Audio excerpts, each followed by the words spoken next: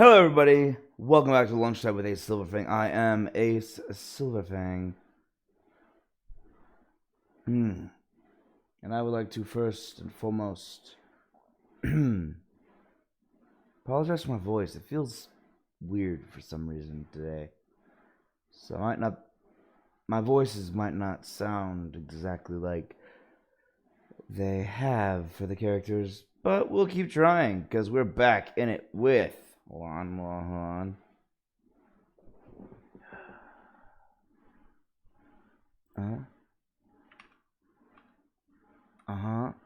Hold on, I can do this. That didn't work at all. My entire plan failed. Ah.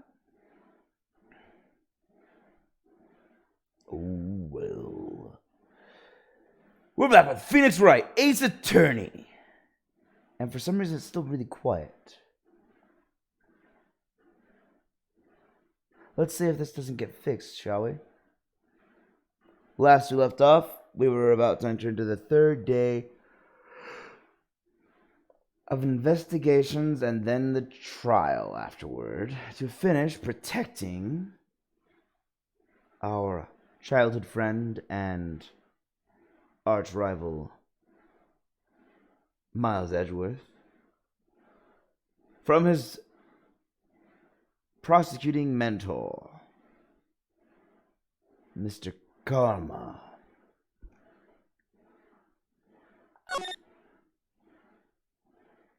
It's looking better for Miles. Obviously, he didn't do it and he's been framed. But the real question is,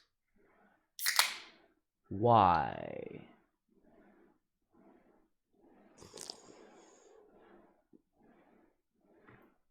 Let's find out, shall we? My lovelies. Yes. Load it. December 27th, 2:11 p.m.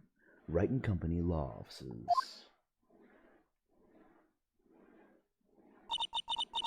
Hello, Ant Company. What was Mr. Edgeworth talking about?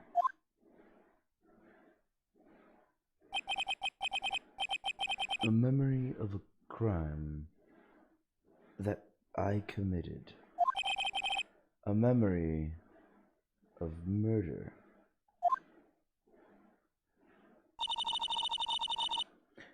Do you really think Mr. Edgeworth killed? I don't believe it. Not Edgeworth. Some painful memory has been troubling him recently. But he never takes someone's life. Never! Nick. Yo, how's everyone doing? What do you think of my performance today? I had him swoon in the aisles, huh, Maya? Swooning? Me? Oh, yes. I do remember feeling faint. Right on! Tell me the truth, it was like love at first sight, right? Right, Nick? Huh? Me? Well, maybe my heart skipped a beat or two. I think you can do better than that. Come on, I saved Edgeworth in there, dude. Edgy! You guys should be bowing before me, yeah? Bow before your hero!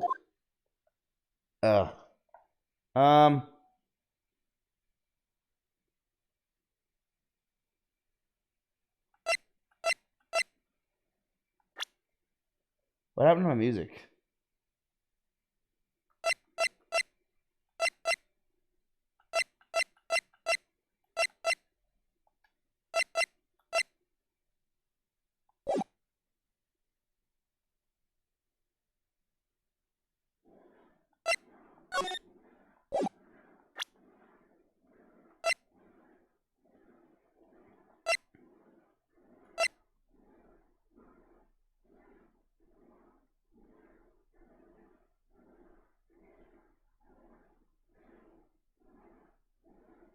Huh.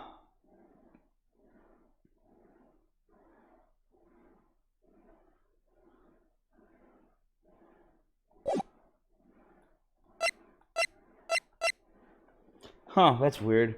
My music is gone. Let me see if I can't find a solution real quick. Because this is going to be really awkward if I can't find... It's going to be a really quiet stream with no music.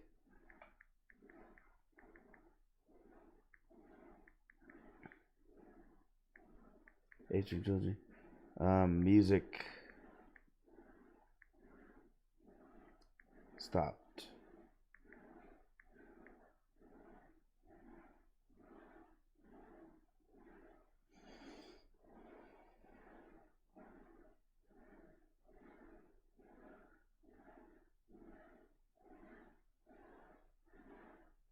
Um,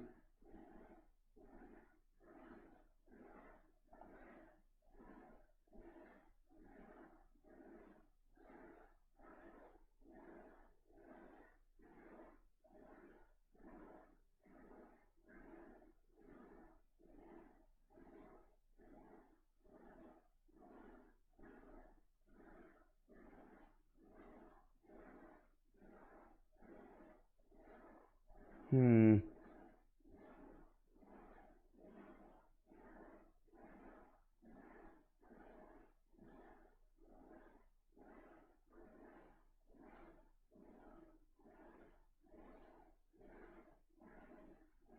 Hold on.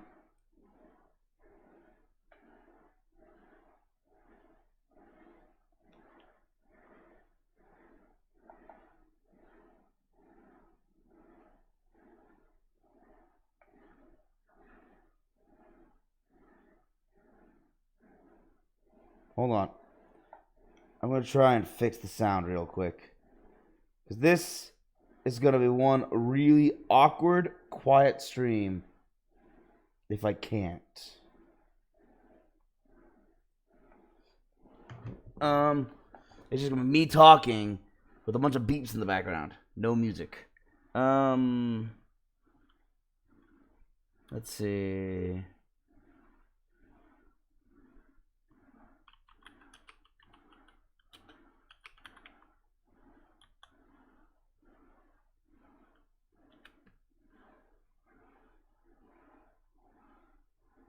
Hmm.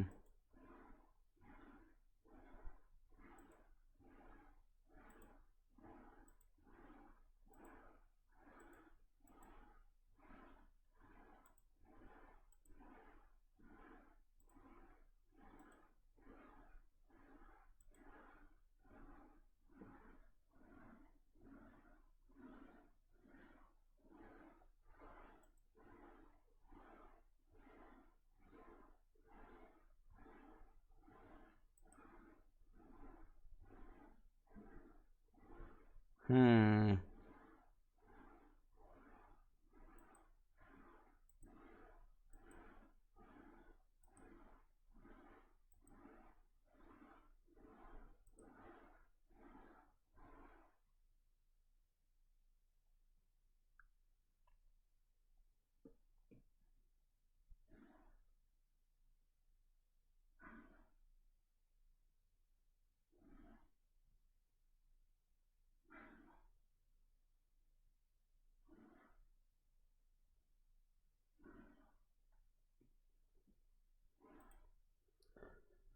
Okay, that's not helping.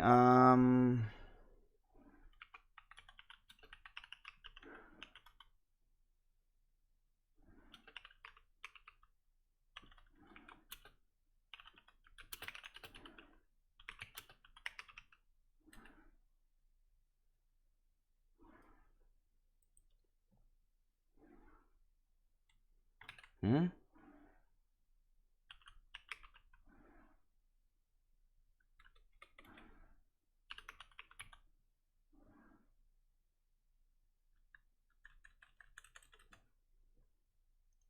So that's weird. For some reason, I looked at why the music stopped, and Turnabout Goodbyes came up on my search, which is where we are. We are on Turnabout Goodbyes, but we shouldn't be. That's weird. I don't know why that showed up.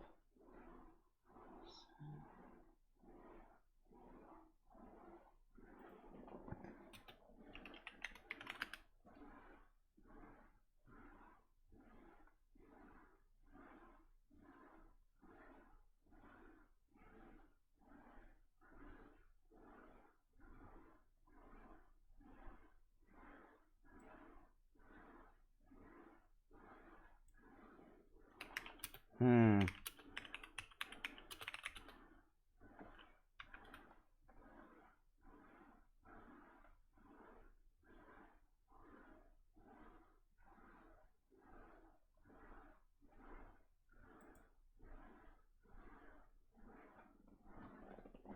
Hold on.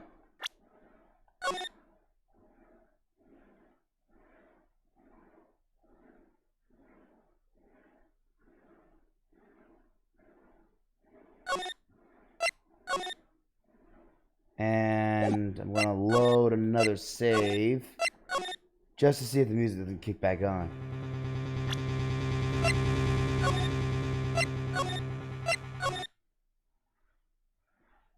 Okay. Today's trial. Oh, here, let me get rid of this. So, as you see, I was looking at what to possibly do. Oh, I thought you could see it, but apparently I didn't hit the button. Anyway, what you just heard was me clicking on, I guess I loaded the previous save where there was music. I'm assuming the music stops just because Edgeworth told us he might have killed someone. Larry, you really helped out in the trial today. You did! If you weren't there, Larry, I'm sure Mr. Edgeworth would have been found guilty.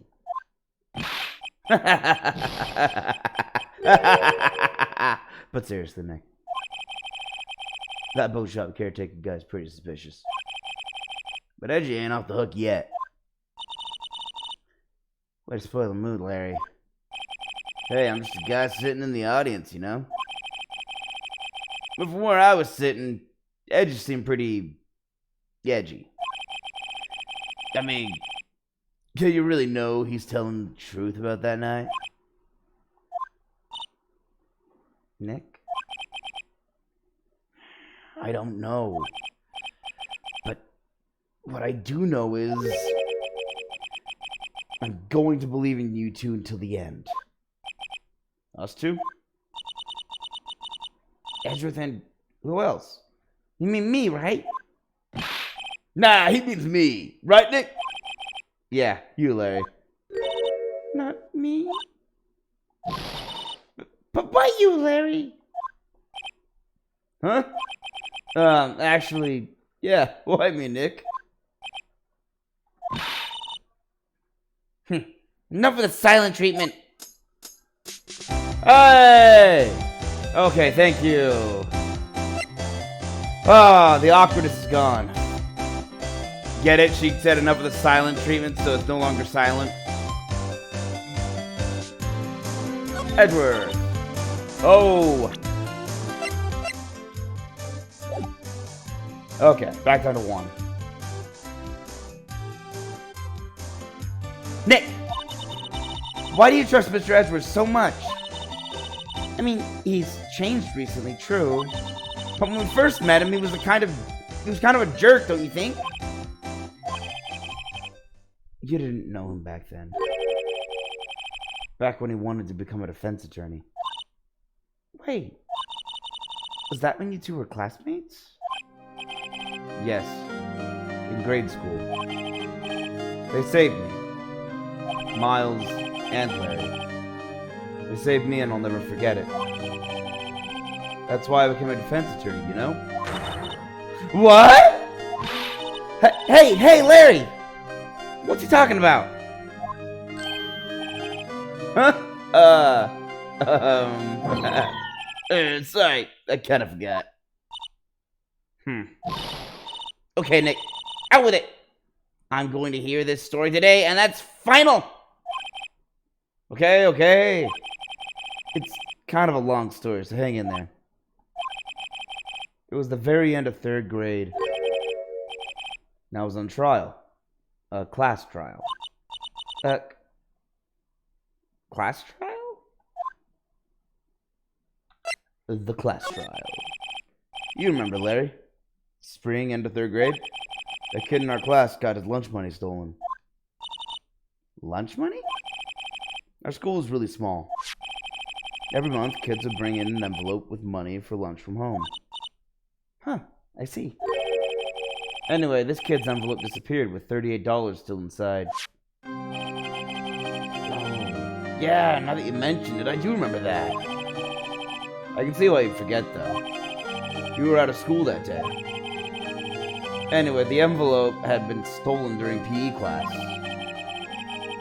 I was coming down with a cold, so I'd skip PE that day. I was the only one not in class.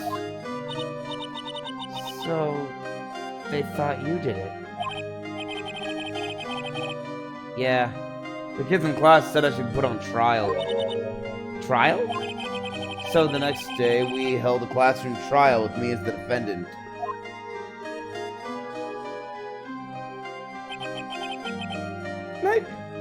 I didn't do it!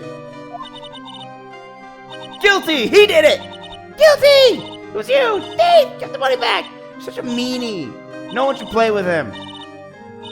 Ah, too many things! Ah! I can borrow my racer. Shouldn't be allowed to relay race. Give me back my 50 cents I loaned you.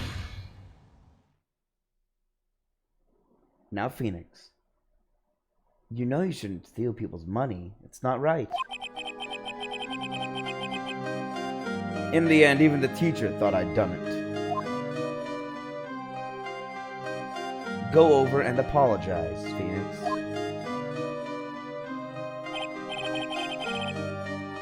I didn't know what was happening. I was so sad I couldn't stop crying. Everyone was staring at me like I'd done it. I tried to apologize. I went to where the boy whose money had been stolen was sitting. That's when it happened. Objection! He shouldn't have to apologize.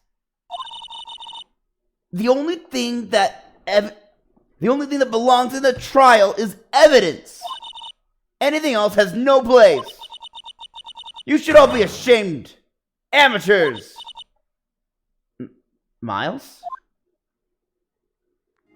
I like how we wear a suit even as a 3rd grader. What the heck? It wasn't you who stole my money, was it? No. Then you shouldn't apologize. Everyone's been shouting you did it, but no one has any proof. That is why, Your Honor, this boy is innocent. But Miles, it was your money that was stolen. He's the one. Proof? Make him say he's sorry. Why don't you all just shut up? This is always how it is. Everybody ganging up and picking on one person. Just think how he feels. He said he didn't do it, so he didn't do it. Nah. Very well. I will replace the money myself. This class trial is over. That's what happened. After that, the 3 of us were best friends. Wow. I had no idea. Yeah, I had no idea either. I mean, I forgot. That's when I learned what it meant to be alone. Totally alone, without a friend in the world. You did a good thing, Larry. Yeah, well, I was just lucky that I took the day off from school. If I'd been there, they would have thought I'd done it. So I took it kind of personally, see? When something smells, it's usually the butts.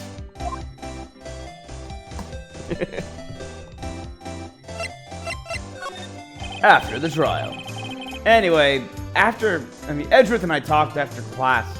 Yeah. Edgeworth and I talked after that class trial. That's when I heard his father was a defense attorney. I remember his eyes would shine when he talked about his father. I'm going to become a defense attorney, just like my father. A famous defense attorney. Then a few months later, he suddenly transferred to another school. The DL6 incident? Right. I'm not sure, but the transfer probably had to do with his father's death. It's so sad. It was several years later when I heard Edgeworth's name again. There was an article about him in the newspaper.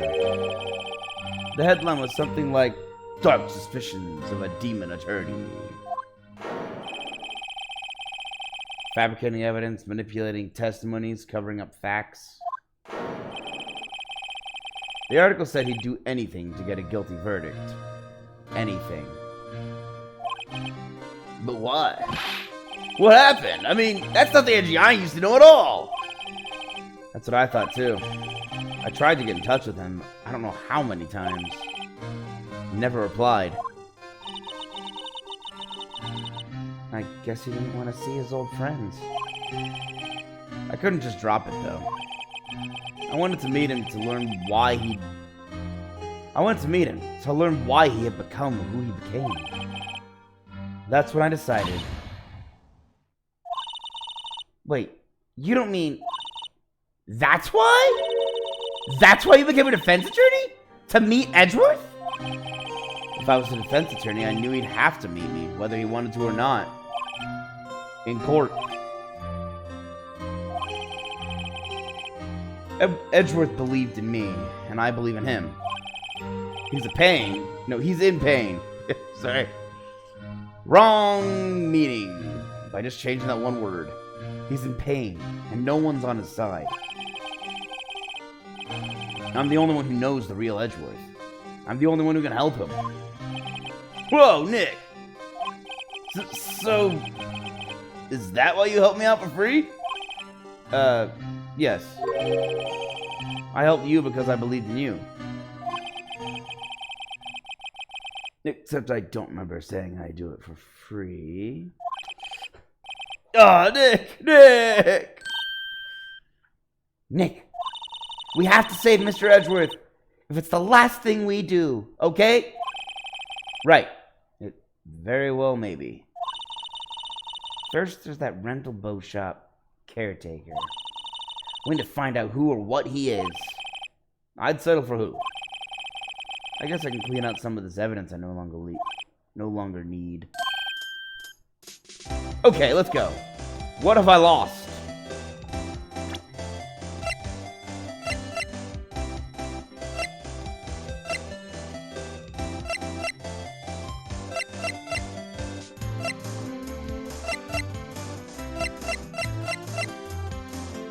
What have I lost? I clearly lost some stuff, but I don't know what.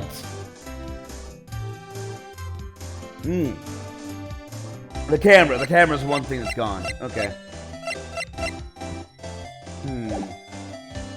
Okay, nothing else to talk about.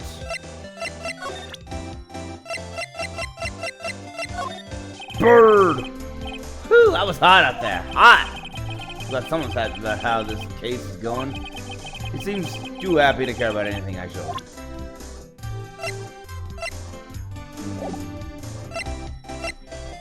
Okay, let's move. I guess this is as good a place as any to start.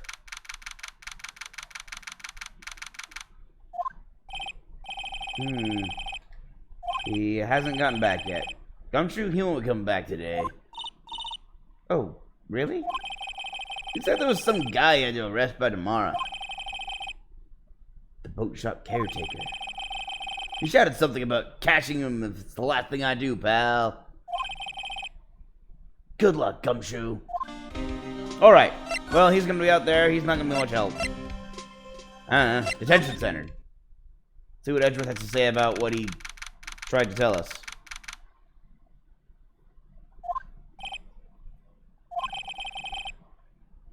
You look as grim as always. Mr. Edgeworth? I heard the story about the class trial. Class trial? What do you mean? You don't remember? No, I don't. Your lunch money was stolen, wasn't it? In 3rd grade? Lunch money? Oh. Oh, right. Yes, I seem to remember something like that. Nick, I think you're the only one who really remembers. Well, it probably only really mattered to me anyway. Mr. Edgeworth didn't, you know? Oh. Mr. Edgeworth, didn't you know? That trial was the reason Nick became a defense attorney. Ridiculous. Gee, thanks. That said, does sound like the kind of thing you do. You haven't changed a bit, have you, Wright? So simple. To a fault, even. Well, maybe, yeah. But I think you changed too much, Edgeworth. Perhaps.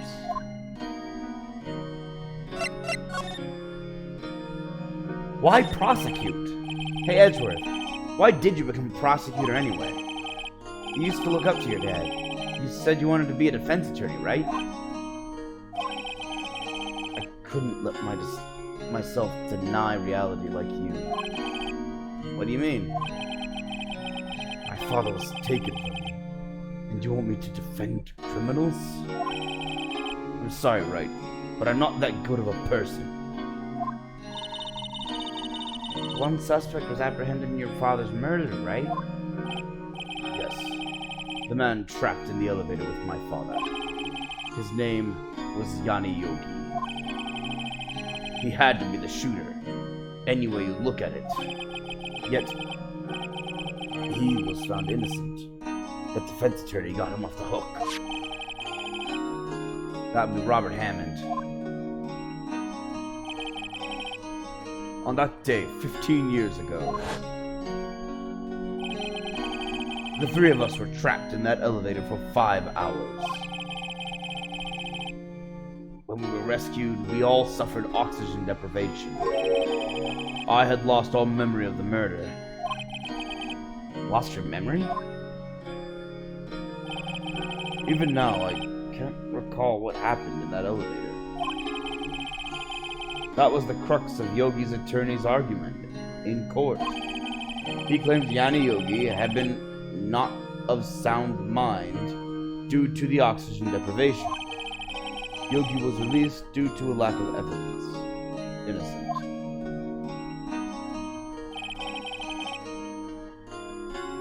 That's when I changed my mind. I started to hate defense attorneys. Oh. Okay. But you could have at least, like, why don't you be a prosecutor fairly and honestly? Fabricating evidence, really? What's your relationship with Von Karma? He's my teacher and a man who deserves respect. I learned everything I know of courtroom techniques from him. So he's like my sister was to you, Nick. He is a perfectionist in all things. In court, in his personal life, he is obsessed with doing everything perfectly. Perfectly, huh?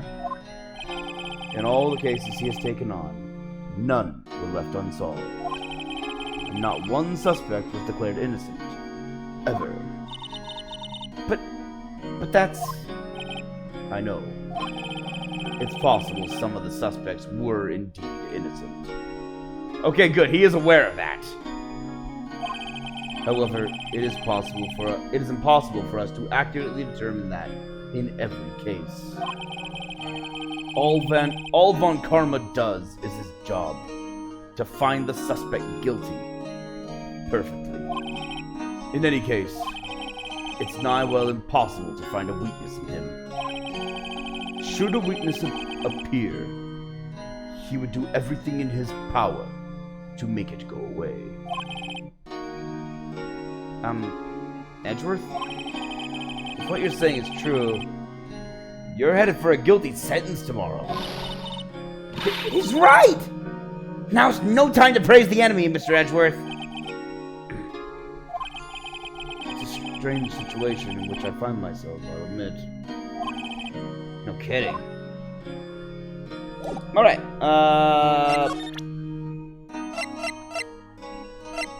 Matt? Matt! What are you showing me this picture for? No reason.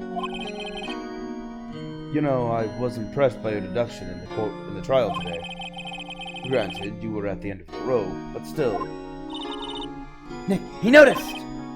Haha! My deductive skills.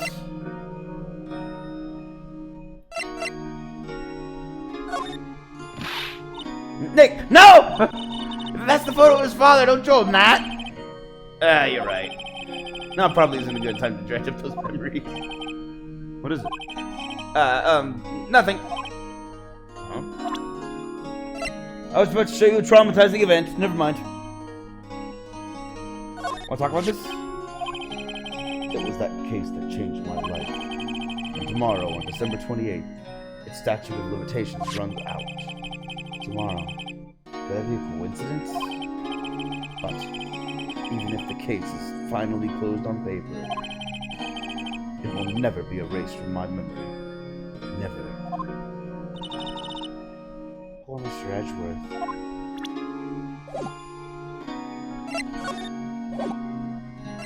Okay, well, we had that conversation. Grossberg, you back?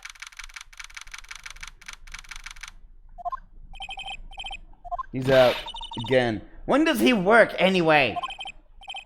No, don't be harsh. Guess I'll have to come back later. Alright, fine. At least he's not on vacation. When I told us he was on vacation, it was like, oh, okay, so he's just not gonna be present. At all for that day. But he should be back sometime today. Road Lake Park entrance. Hey, pal! Long time no see. Oh, Detective Gumshoe. Close one today. I got so worked up I snapped my tie in half. But you're still wearing your tie. Sorry about that. No problem, pal. Thanks to you, we know who really did it. You mean the boat shop caretaker? Look, I'll make you a promise. I'll have that scoundrel in my custody by trial time tomorrow. Come what may. It's my duty to you as a police officer. Now I'm off to catch me a criminal. Detective Gumshoe sure is active today. Oh, one other thing. Hey! No one can go into the woods today. The woods? Where a lot of us camping? Where a lot of us camping. The woods are off limits to camping, and apparently the park ranger found out. He got pretty mad. No one can go in for a while. I guess Lotta's in a lot of trouble. Anyway, I'll be seeing you tomorrow. Alright, so... no woods. Go to the public beach. Well, we know Larry's not here. Larry's back at the office, so... Huh? The steel eyesore's missing. Eyesore? Looks like the hot dog stand's closed too. Yeah, because Larry's back at the office. I guess Larry's too busy worrying about Mr. Edgeworth to show up for work.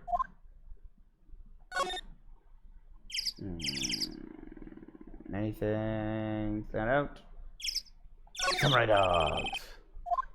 Guess Larry has today off. He was pretty happy about saving Mr. Edgeworth. True. We owe him big. Okay, I can only think of one thing to go to. And I don't know why we're checking here, because they already said he's not here. The boat rental shop. That old caretaker got away. Yep. I never imagined he might be the real murderer.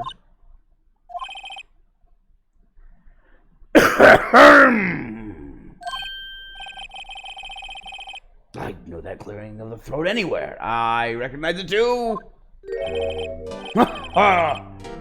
Hello! What might you be doing here?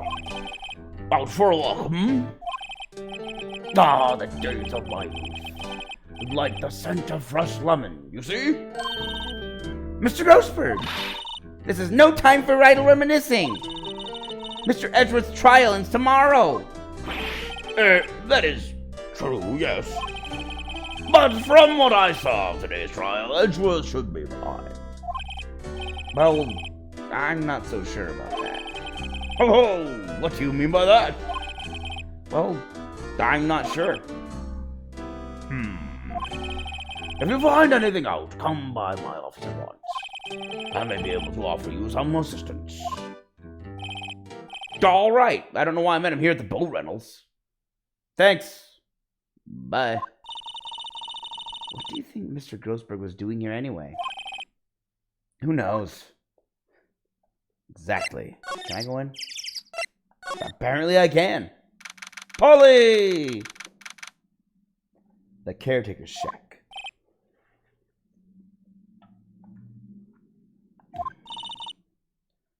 Nobody's home. Hello! Hello! Squawk! No, not Squawk. Hello! Hello! Squawk! Hey, it's Polly! I wonder where your owner's gone, Polly. Hello! Hello! Squawk! I can't believe he'd run off and leave this poor parrot to fend for herself. Hello! Hello! Squawk!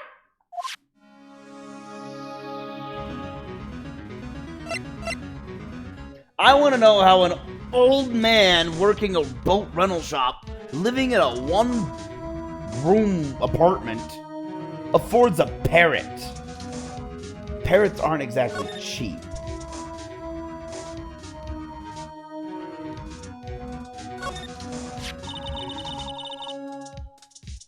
Maybe I should take care of Polly, Nick. You probably shouldn't just kidnap her. The police know about her anyway. I'm sure they'll do something. Well, okay. Sorry, Polly. He says I can't take you. Great, now the bird's gonna hate me. Great, now the bird hates me.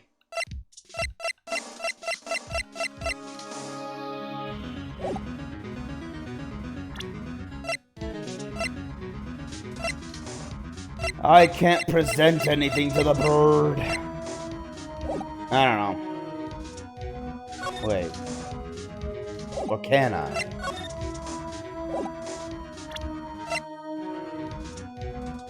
No, I can't. Alright. When in doubt, roam about.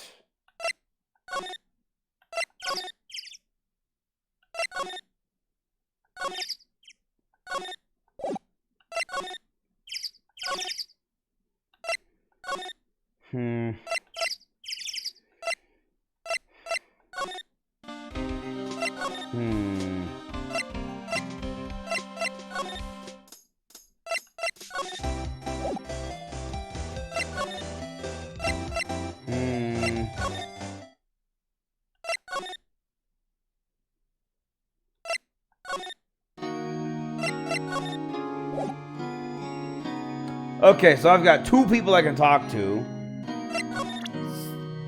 Going to every place available to me has done nothing for me. I guess I've got...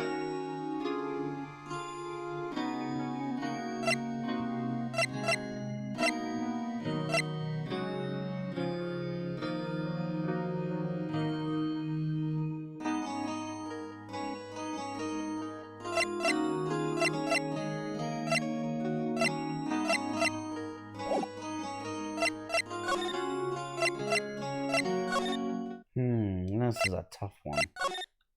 I'm gonna just examine things. Maybe I'll find a clue of where to go. Sign says good. Late nature park. This place is full of fans waiting for the weekend. Oh, waterfall. Okay.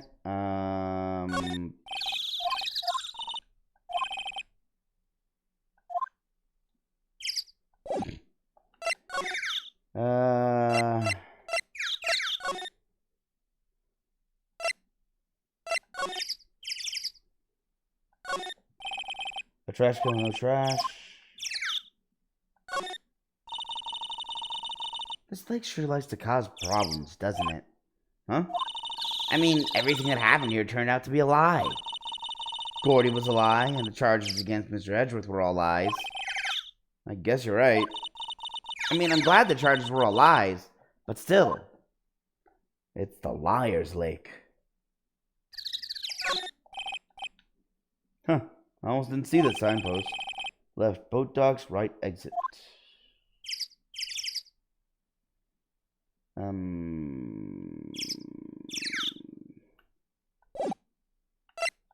Alright, let me, I guess, go back to the boat rentals. I can only assume I need to find something. Boat rental shop, doesn't look like anyone's around.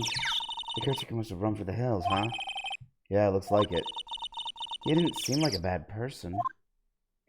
You can't trust appearances. They can often be deceiving or misleading. There's a forest here beyond these bushes. Nick! The forest! There's someone in there! Aha! I knew I would find something if I clicked around. You're right. There's a few policemen in there. They must be looking for the caretaker. Good luck.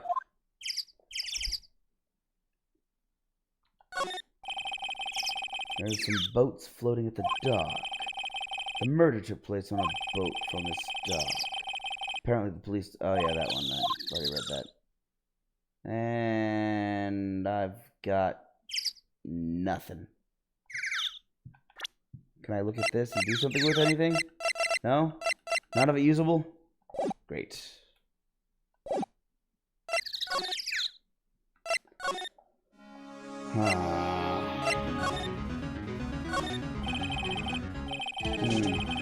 Everything's cold, but he didn't turn his heater on. It looks like he didn't turn his heater on. I guess he hasn't been back here since the trial. Say, Nick, don't people usually put pictures of fish up on the wall to boast about them? Yeah, I guess so. You mean pictures of the fish they caught, right? Right. But don't all the fish on the wall here look really puny to you? Well, you know what they say. You should have seen the one that got away! Except the one that got away from us was the caretaker. And we did see him. I feel like we're having two different conversations here.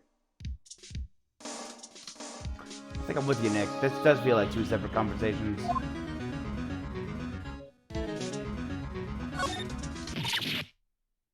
Ah! What's wrong? Huh? Oh, never mind. What? Tell me! Just when I saw the TV, I remembered they're showing a Pink Princess special this week. Oh. See? That's why I didn't want to tell you. Okay, fair enough. I just remembered the safe. That reminds me, Nick. Polly here knows the number to the safe, right? Yeah, that's right. Polly, what's the number to the safe? 1228. What? Let's open it, Nick. Come on. I'm sure there isn't any money in there. Aww. But hey, he keeps it locked, right? So there must be something of value in there. I'm not so sure. Okay, Nick, let's see what's in there. I guess there might be a clue or two. Only one thing in here. It's a letter. A letter? Aw, boring. There's no name or signature on this thing. It's handwritten in very precise, clear letters. Get your revenge on Miles Edgeworth. Edgeworth! Nick? Why would Mr. Edgeworth's name be on here? How should I know? I'm going to read the whole thing. Get your revenge on Miles Edgeworth. It also says this is your last chance. Now is the time to get revenge on the two men who ruined your life. The rest of the letter goes on to describe the murder plot in detail. How to kill Robert Hammond and frame Edgeworth.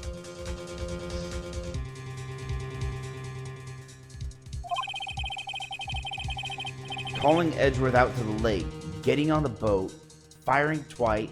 Firing twice? This is exactly what I figured out today in court. It's all here, in perfect detail.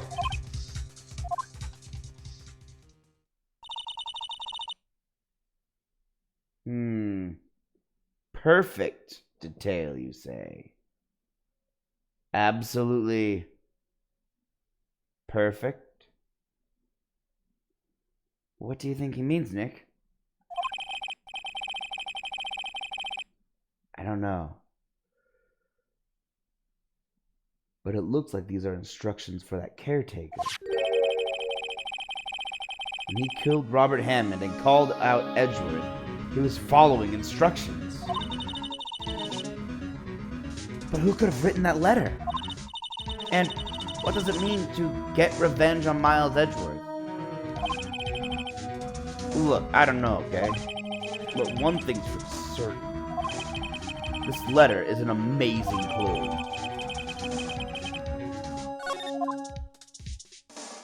The letter was added. Okay, found a clue, things have progressed. So if I... Wait, hold on. It doesn't look like he used his kitchen much. You're right. I guess the whole pasta restaurant thing was a lie. What, you thought he was telling the truth? About pasta? Here? In a boat shack?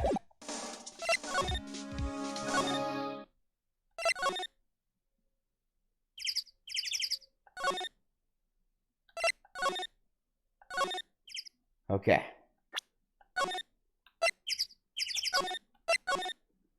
Saving here. Moving on to... He said if I found something. I found something. Hold on, I gotta go here. Oh, here we go. One day left, Nick. Yeah, I know. Well, no time to waste. Let's get going. Agreed. Apparently, Larry left.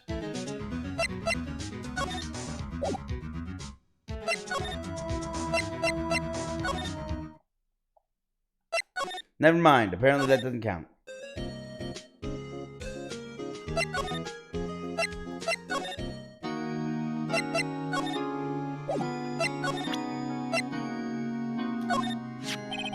Edgeworth, see this letter? This came out of the safe in the shack where that boat rental caretaker lives. I see. Revenge on me? Who is that old guy anyway? I don't know. Could he be an innocent defendant you got... Could he be an innocent defendant you got declared guilty or something? Nice, right? But I don't remember that old man. Not at all. So he was following this letter then? So he's following this letter then? Which means there was someone else behind it. Now is the time to get revenge on the two men who ruined your life. Two men. Meaning myself and Robert Hammond. It also says, this is your last chance. Last chance? Wait, maybe he's talking about the statute of limitations on the DL6 incident. Wait, that old man. What is it? Do you know who he is? Yogi. Could he be Yogi? Yogi? The suspect in the DL6 incident. The one who was found innocent.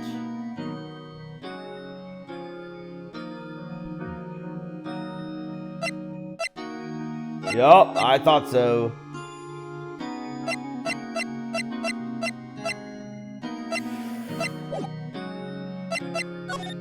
Okay, wait, hold on, talk. Yanni Yogi. Yanni Yogi was a court bailiff at the time. We just happened to be in that elevator together 15 years ago.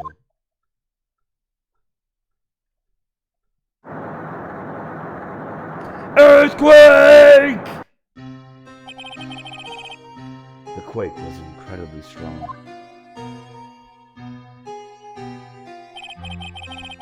Before I knew it, everything was dark. were there for so long. It felt like forever. The air thinned, and the darkness closed in on us in that little box.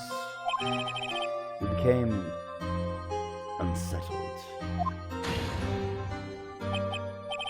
Help! I can't breathe! Quiet. I said quiet! You're not making this any easier. I want to get out! Help! Get us out! Don't shout. We'll just use up more oxygen.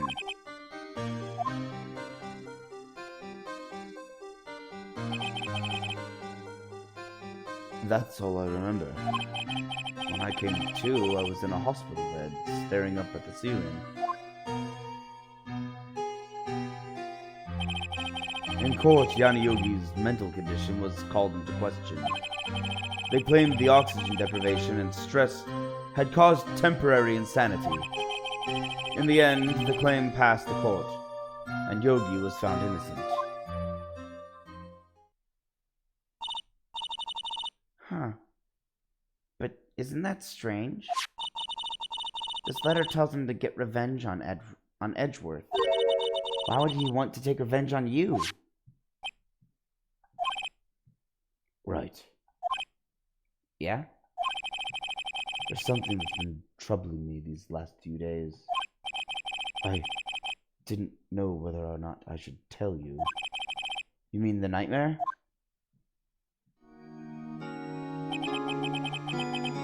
It's a nightmare I've had. A memory of a crime that I committed. A crime you committed? A memory of a murder. I think the time has come to tell all. Okay, what's the nightmare? For the last 15 years, I had the same dream almost every night. I wake up in a fearful sweat every time. What kind of dream? It's a dream about my father's killing in the dark. Help! I can't breathe! Quiet! I said quiet! You're not making this any easier! I want to get out! Help! Get us out! Don't shout! You'll just use up more oxygen.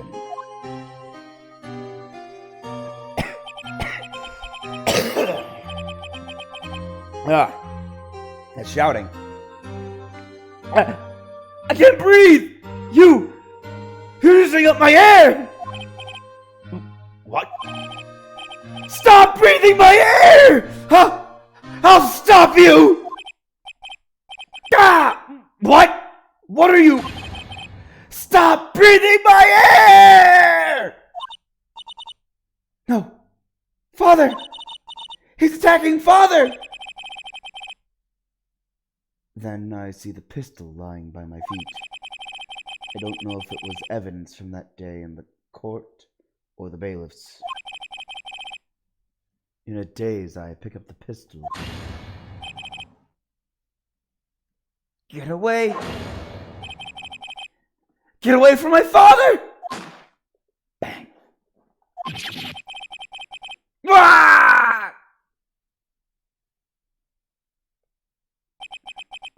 And with that scream, awake. It's a bone-chilling scream. A scream that has rung in my ears for the past 15 years. But it's just a dream, right? Right? That thought is the only thing that has kept me sane for the last 15 years. But what if I'm wrong? What if it's real? They say that sometimes people shut out memories in self-defense. Maybe it was I who killed my father. What? If you think about it that way, this letter makes sense. Get your revenge on Miles Edgeworth. think about it, Yogi was really innocent. That's why he wanted revenge against me. Wait, Edgeworth! You mean... It was me. I was the true criminal of DL6. I shot my father. This is bad. What are we going to do, Nick? What can we do? I don't know. I don't think there is anything we can do. Like it or not. If there's someone else who knows a lot about the DL6 incident, maybe... There is, Nick! There is someone else who knows about DL6. There is. What's his face? Off to Grossberg!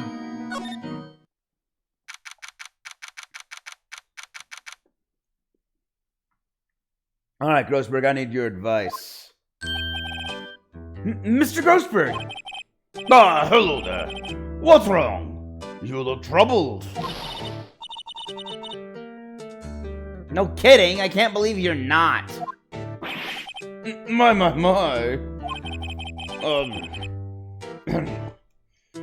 Just calm down and tell me what's happened, hmm? It's Mr. Edgeworth. He...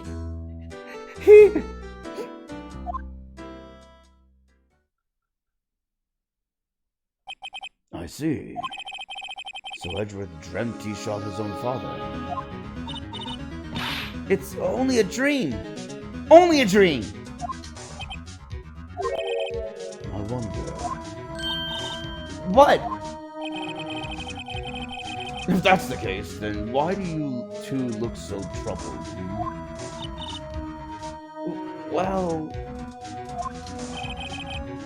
Also, consider this. Yogi quite certainly holds a deep grudge against Mr. Miles Edgeworth. So deep, he'd want to frame him for murder. This leads me to surmise that Mr. Edgeworth's dream was not a dream. It was real. As you imagined. Miles Edgeworth threw the pistol to save his father. The pistol fired. And the deed was done. Oh, he threw the pistol, he didn't shoot it.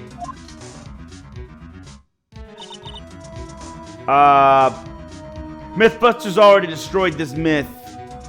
This myth's already been busted. When you drop a gun, they don't go off.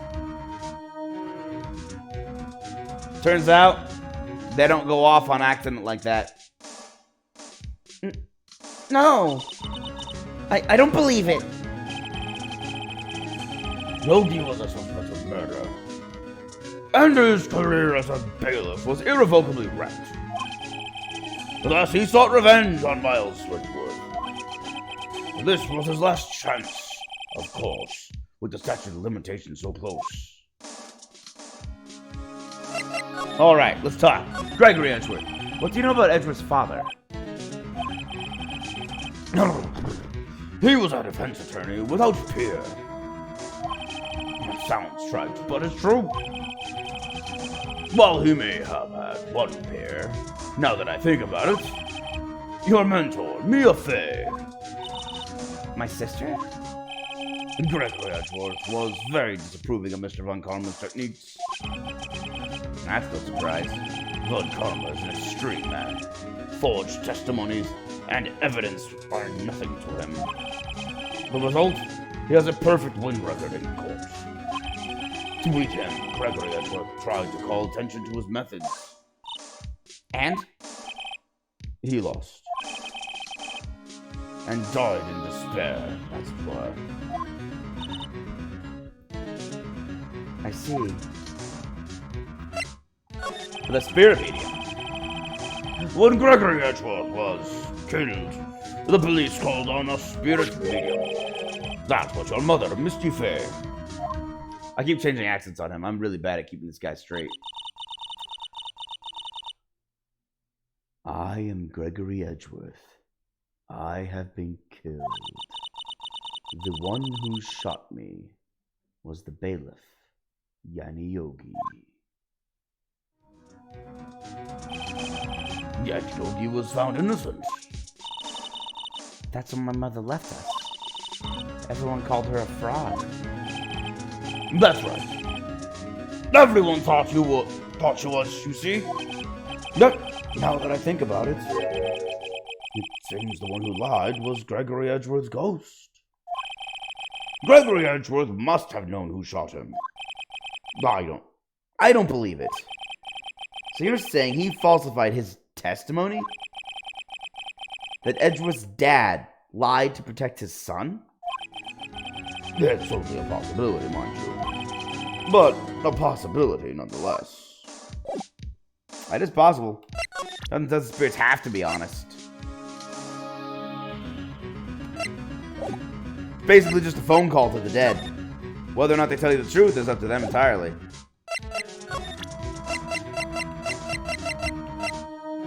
Ha-ha!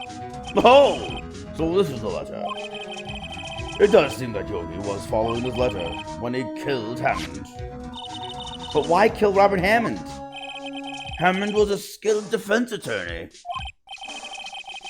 But he defended clients not for their sake, but for his own. Huh? His own sake? He never trusted his clients, that one.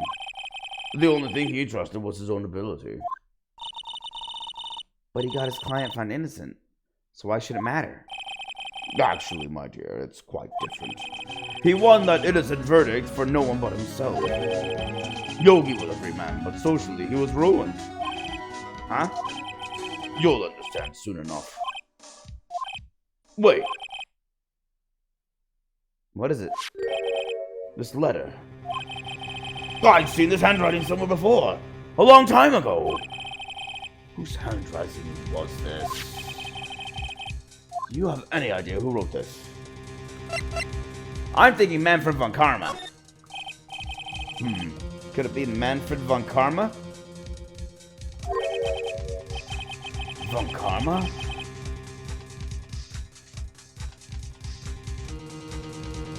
Why would he have something to do with this? Well, I'm not sure.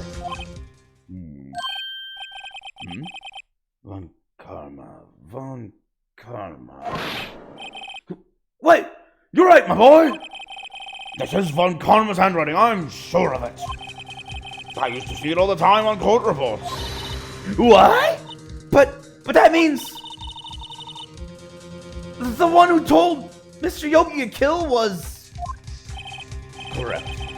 Manfred von Karma himself. What does this mean, then? Why would von Karma want to frame Edgeworth?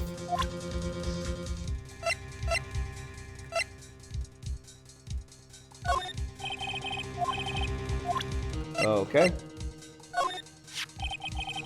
Gregory Edgeworth. He was a gifted man. His death was truly a loss. I wonder what would have become of von Karma were he alive.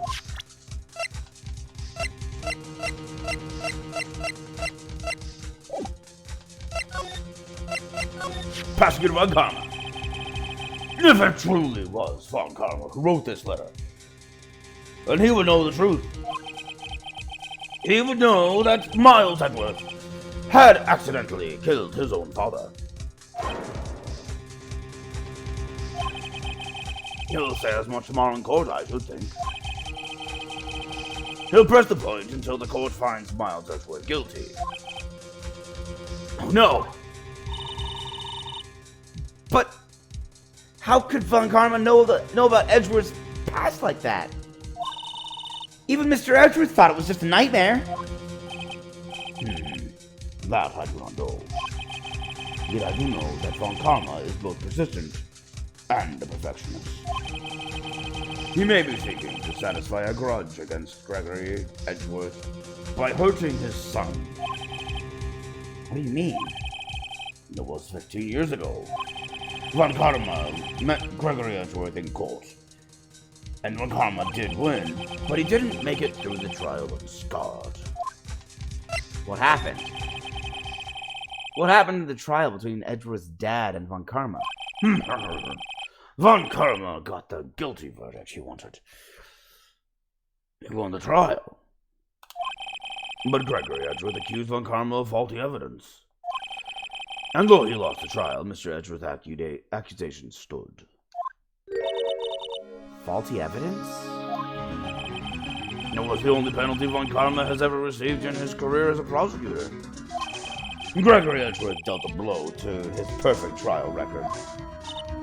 Wow. That must have been quite a shock for Von Karma. He took a vacation for several months after that, you see. A vacation? Yes, an unusual event for the man. That was the first and the last vacation he's taken in his many years of prosecutor. Really? He doesn't take vacations? Like, go to the sea or, to the mountains? Don't tell me he's never been to Europe! You have strange ideas about vacations, Maya. Sometimes you just stay home. Not all times, but sometimes. In any case, that was the only time he took a vacation from work. I believe the penalty upset him quite a lot. Odd.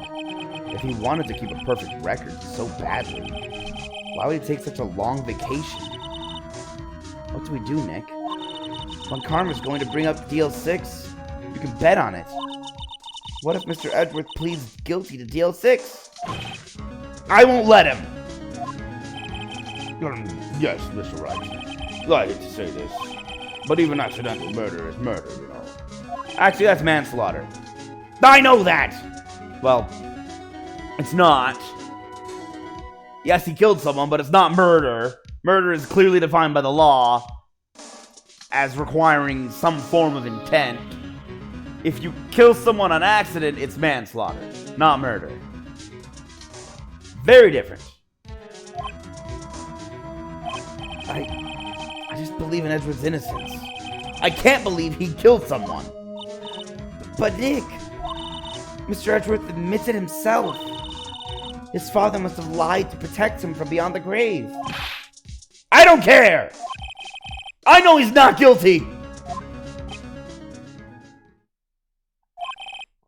Mr. Wright, if you say so, I suppose I could go check again. The police files might hold something of interest. Mr. Grossberg, thank you!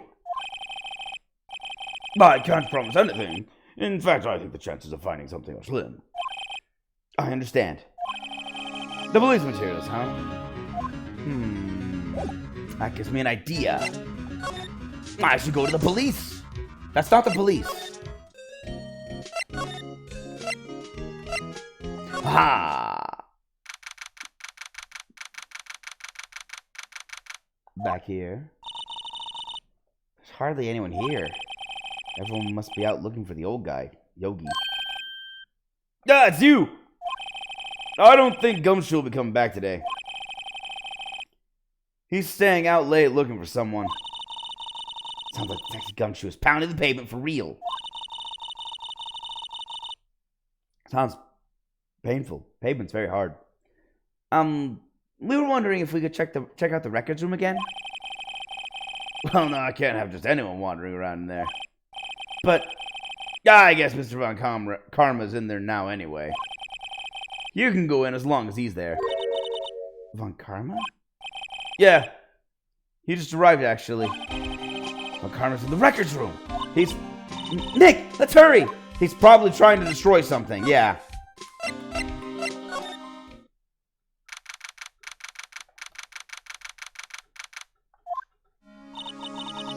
Dusty as always. We were only here just yesterday. I'm sure they just haven't had time to clean. What's wrong, Nick?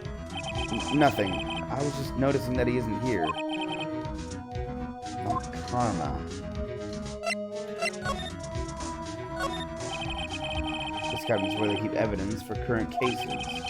Some of the things are obviously murder weapons.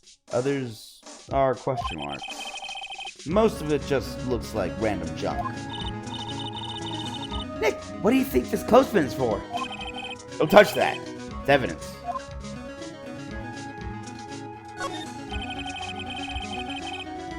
It looks like there are files inside this glass case. The case is so dusty I can't see what's inside. Nick, it's locked. They must keep important case files in there. Over here. Here are files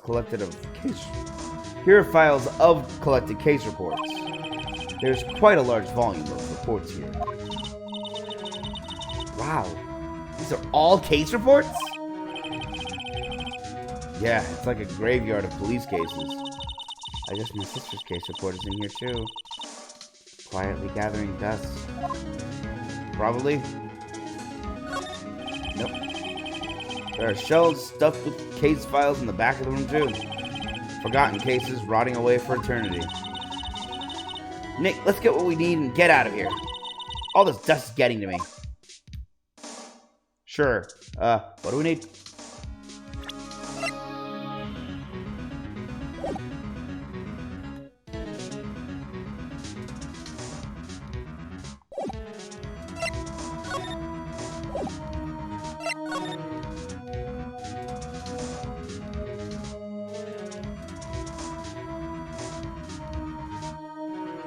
Oh, I see the open drawer. Huh? One of the drawers here is open. Someone must have been looking at it recently.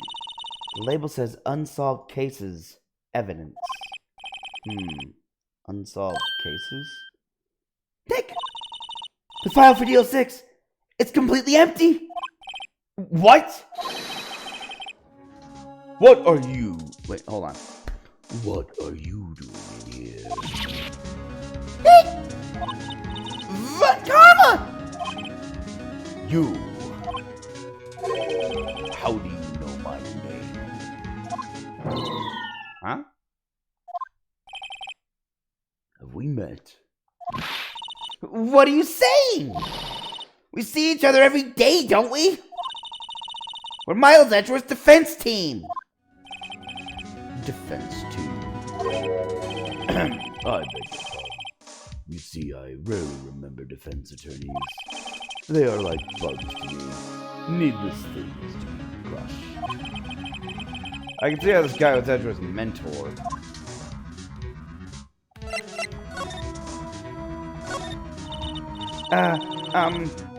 Mr. Edgeworth is your student, right? A romanticist who still can't shed that veneer of amateurism. Just like his father, always second rate. Mr. Von Karma, you had an axe to grind with Mr. Gregory Edgeworth, didn't you? A grudge against a mere defense attorney? Why? Because he dealt a blow to your otherwise perfect trial record. So you did. But what I don't get is... why'd you take his son out under your wing afterwards? The son of your most bitter rival. That, my dear attorney, is none of your business. Tomorrow's trial. Tomorrow will be the last day of this trial. It's been a while since I've had a defense attorney last this long. Still, you will lose in the end.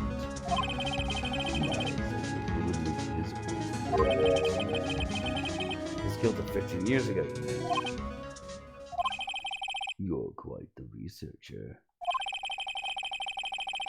If you've done your homework so well, then certainly you must understand. You know what Miles Edgeworth will tell the court tomorrow. Right. So Karma's going to bring up DL6 in court tomorrow.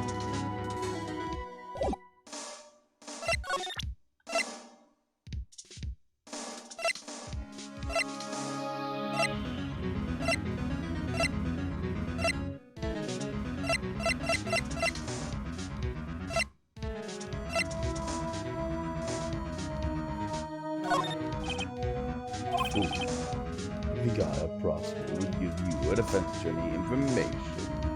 Bah! Creep. Mr. Von Karma, have a look at this. This was you, wasn't it? You instructed Yanni Yogi to commit murder. Yanni Yogi? How many years has it been since I've heard him called by that name? He's a fool. I told him to burn it after he read it. So you admit it! You wrote Mr. Yogi this letter! Yes, my dear defense attorney. Thank you for taking the trouble to bring it to me. You saved me from a lot of needless hassle. What? Nick, what is that thing? A stun gun for self-defense. Usually. Indeed. 600,000 volts will course through your body like a dog touching an electric fence. 600,000? Oh, don't worry. People don't die from it, usually. Now give me the letter. No! No! Whoa! Yeah. Whoa, what are you? Nick, run! Okay, well, did I run? Maya! Oh, that was waste. Ow.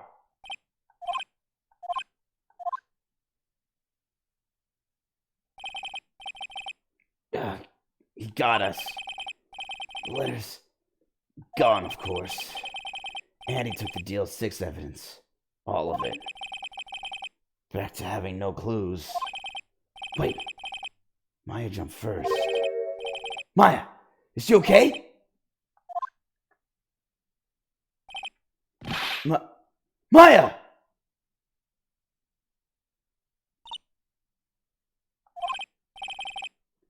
Maya, open your eyes!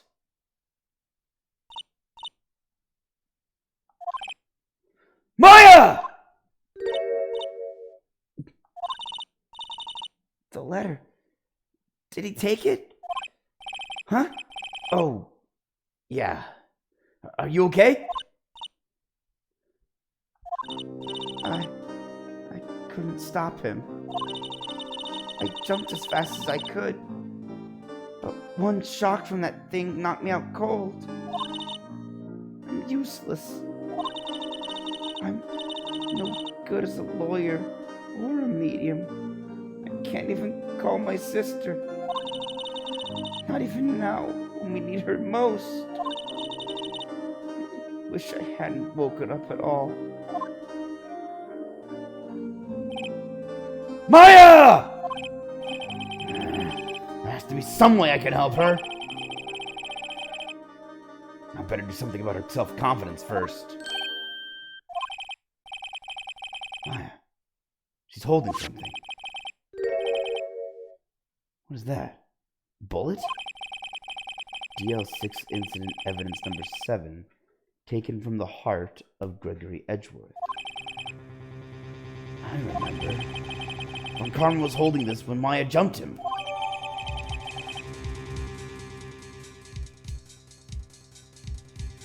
Taken from Gregory Edgeworth's heart, still bears clear ballistic markings. DL6 bullet stashed in a pocket. I'll prove it to you, Maya. You're most definitely not useless. I'll prove it to you in court tomorrow. Dun dun dun! Well, that was a surprise. We have basically no evidence. Man, everything's always against us. Wrong one. Everything.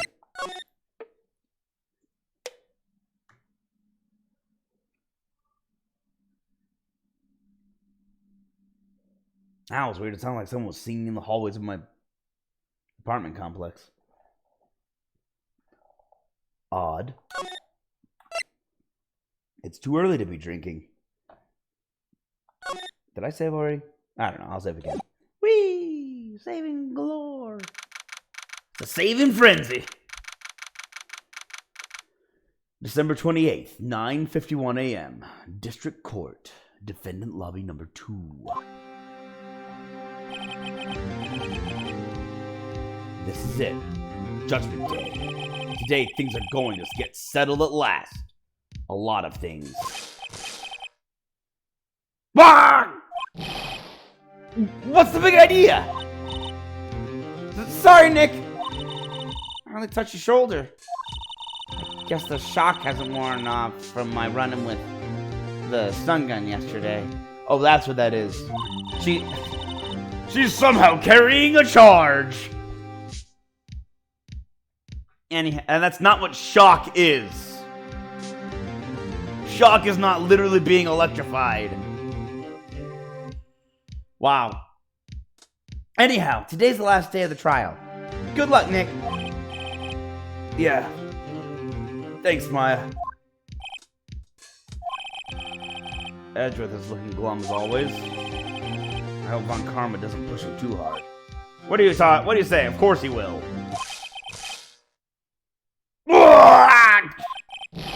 What are you doing? Sorry! I'm sorry! I thought I'd cheer you up with a pat on the back. Maya, maybe you should go outside and discharge. Right, good idea. Just get rid of the electricity. And try not to electrocute anyone on your way out. Yeah, pal! Oh. What's gotten into that girl? About 600,000 volts. Detective Gumshoe! Morning! Mr. Edgeworth? Good morning. How did it go, Detective?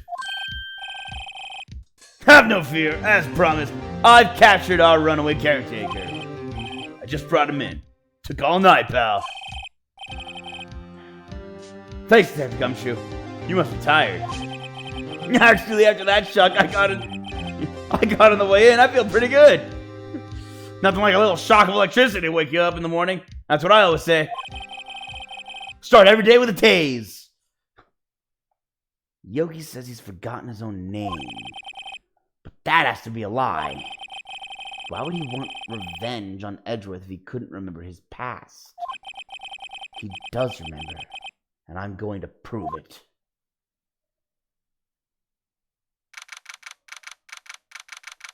December 28th, 10 a.m. District Court, courtroom number 3. Back in trial. Court is now in session for the trial of Miles Edgeworth. The defense is ready, Your Honor. The prosecution is ready. Holy cow, he actually said it. Even he's arrived. Right. Very well. We have reached the final day of our proceedings in this trial. I ask the prosecution submit decisive evidence.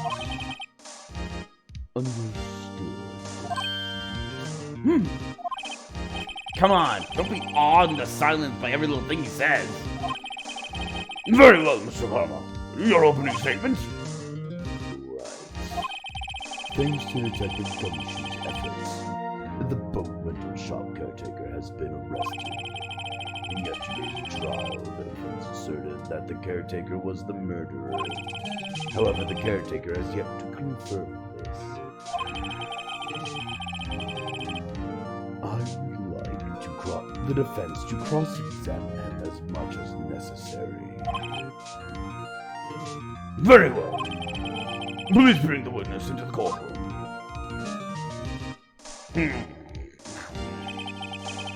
Ladies and gentlemen of the court, I believe you all remember our witness. He lives in the boat rental shop on the lake, from where he witnessed the incident. In addition, he has currently lost memory of his name and identity. Witness! Why did you run away yesterday? The witness was not running away, as he will now testify. I see. Very well, please begin your testimony.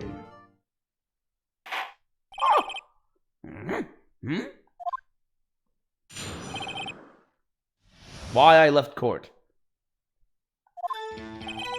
I really am sorry about just leaving yesterday like I did.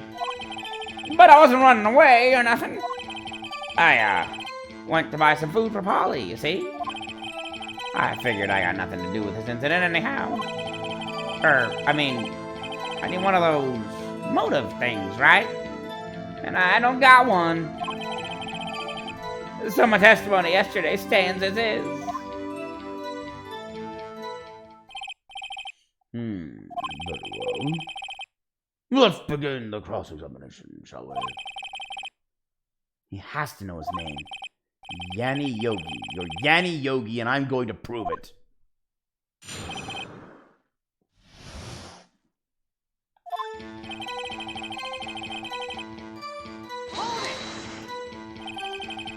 I call what you did running away, not just leaving. You heard Larry's testimony and realized you were in danger. No, Mr. Wright, there's no need to rush to conclusion. As I said, the witness was not running away. Listen to the testimony. He sure seems relaxed. In fact, they both do. On Karma and Yanni Yogi. But I wasn't running away or nothing. Are you sure? Then why did you leave? He's just about to say why. Is it so hard for you to just quietly listen when someone is talking? Yes, because it's my job to interrupt him at every turn. That's called pressing. For information. If I sat quietly, Edgeworth would be guilty in 3 minutes. I went to buy some food for Polly, see? Food? What is this food you speak of? Well, Polly's a bit of a gourmand, you see. She only eats these high-quality bird pellets from France. They only have them in the big pet shop downtown. But you weren't arrested until this morning. Why didn't you go back to the caretaker's shack? Well, I kinda got lost, you see. The witness has trouble remembering. When the police apprehended him, he was on his way back to the shack. Yeah, right. Nice try, Von Karma. No one's gonna believe that. I see. So he was lost. Please, Your Honor, come to your senses. I'm not sure if Your Honor has any senses. He has no name. His name is either Judge or Your Honor. That's his name. I think in the anime, that's what he's credited as. Judge or Your Honor. He has no name. I figured I got nothing to do with this anyhow. That's obviously it. I mean, I did one of those motive things, right? And I don't got one. I think? Hold on. I just don't want to miss something, so...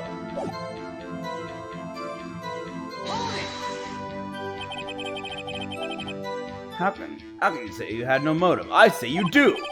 You had a grudge against Edgeworth and the victim. Okay, hold on. Yeah. Hold up. Gotta reload that. Okay. Ah, take it. No, that's the wrong button.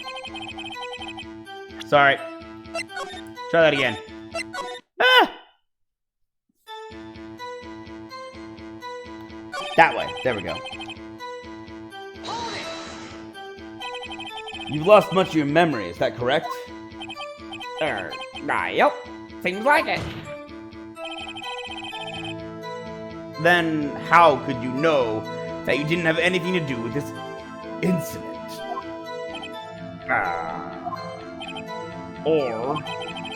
Or maybe you're lying about not having memory. You know exactly who you are. Witness has testified quite clearly that he has no memory of who he is. If you claim he's lying, then show the court proof. How am I supposed to prove what's going on in that old codger's head? That's impossible. I was glad you come to your senses, Mr. Wright. Very well, witness. Please continue.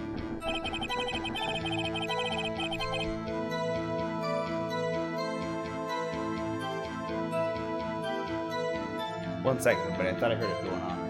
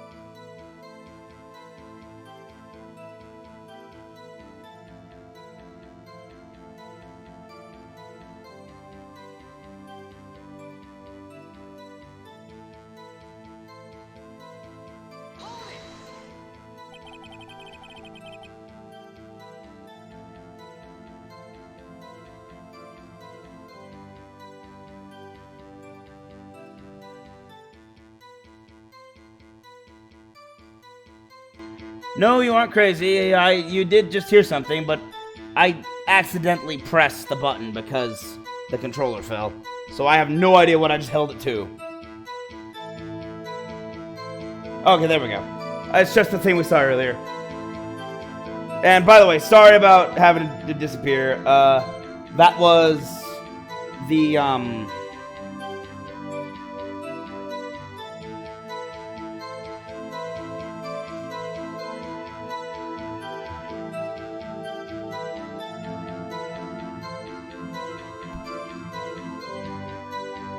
what do they call them? That was maintenance, I guess you'd say. They had to come around and swap everyone's, like... They had to do some maintenance on everyone's... no, what was it? Swapping everyone's air filters, that's it. For the, air conditioners. So...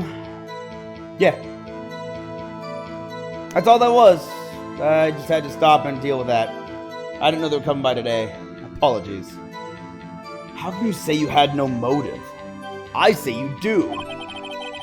You had a grudge against Edgeworth and the victim, Robert Hammond. That's why you took revenge on them, right?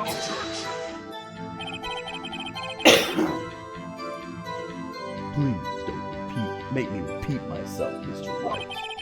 This witness has no memory of anything beyond several years ago. He can't hold a grudge. It's impossible. I have to prove he's lying about his memory. Otherwise, it's going to be the same thing over and over until the trial ends. Might I say something, Mr. Wright? Yes, Your Honor? You've been saying the same thing now over and over. You've been calling the witness's memory of the past, or lack thereof, into question. But does this really have anything to do with the current case? Of course, Your Honor. The witness has said he has nothing to do with this case and no motive. Both of these statements are lies. Order! Mr. Wright, there's a serious problem with your claim. Or are you saying you know who this witness is? Of course, Your Honor. Ho ho! Wait, no. Ho ho. Now this is interesting. I would like to know myself. So, Who is he? I'm so dumb for karma. Mr. Wright, please tell us the witness's name. Yanni Yogi. His name is Yanni Yogi, a former court bailiff. Yogi? That name seems familiar. Oh! Yanni Yogi! From the DL6 incident! The figures the judge would have heard of it. It was such a famous case. But what does this mean? Your Honor, if this man is Mr. Yogi, then he has a clear motive.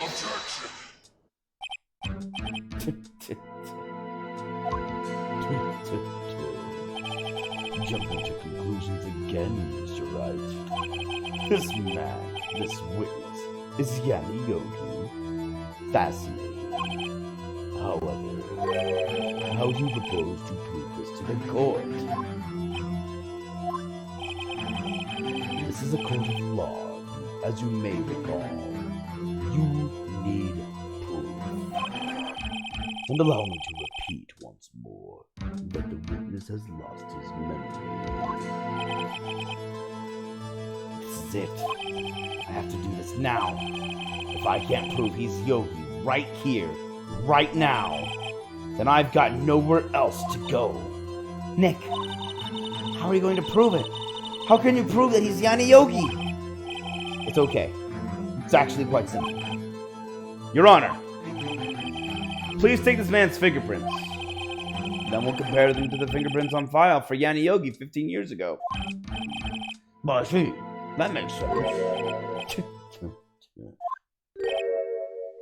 Huh? I'm so very, very sorry, Mr. Wright. Why? The witness has no fingerprints. What? What? No fingerprints? You see, before I worked as a caretaker, I worked at a chemical plant. I burned my fingers while working with the stuff. Hey, yep. What? Yogi, you sneak. You burned your fingerprints off to hide your past?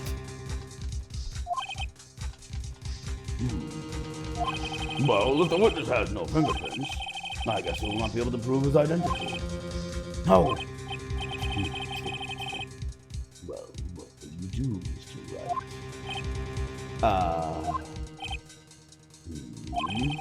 It seems that the case has been decided, no? No! I know what happened. I know everything! I just can't prove it! But no, I can't let it end like this. I can't lose. There has to be another way. There is no one who can testify as to who this witness is. No one. Nick, what are we gonna do? I didn't even consider that he might have erased his fingerprints. What do I do? I know what to do! Let me do it! Well, Mr. Wright, perhaps you'd like to cross-examine his parrot for a little comic relief. Yeah, very funny. You're a sore winner, Von Karma. That was my idea! I want to cross-examine the parrot! Wait a second. No, the wrong character. Wait a second. Cross-examine his parrot? What is it, Nick? No. You're not going to! Your Honor, the defense would like to take Mr. Von Karma up on his proposal. Take Mr. Von Karma up? On my proposal? Exactly, Your Honor. I would like to cross-examine the witness's pet parrot.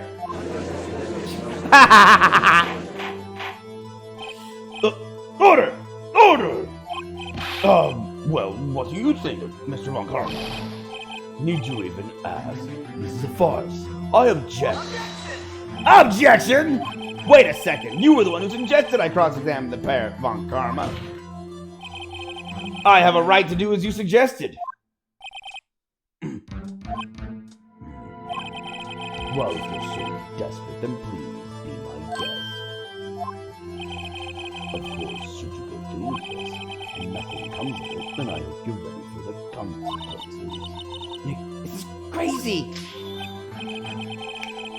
Well, still want to go through with your little game. Heck yeah, I'm gonna cross-examine a parrot! Let the parrot take the stand! I will cross-examine her, Your Honor. This is the most ridiculous thing I have ever heard. My karma's rigged every person's testimony, every piece of evidence, except the parrot. She's my last chance. At least, I think so. Bailiff, bring in the parrot. This is a sentence I never thought I'd say. That's quite a bird. Please, tell us your name. Name! The witness is ignoring me. The witness is a parrot! It must hurt to be ignored by a bird. Very well, witness.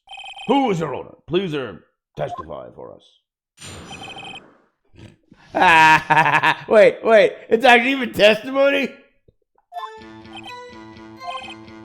Hello. What? Yes, excellent. I want to cross-examine now. Certainly the most concise testimony we've had so far. Very well, begin your cross-examination. Right. What are you going to do, Nick? I don't know. What do we do, Maya? Huh? This is your idea. Look, all you have to do is ask the right questions.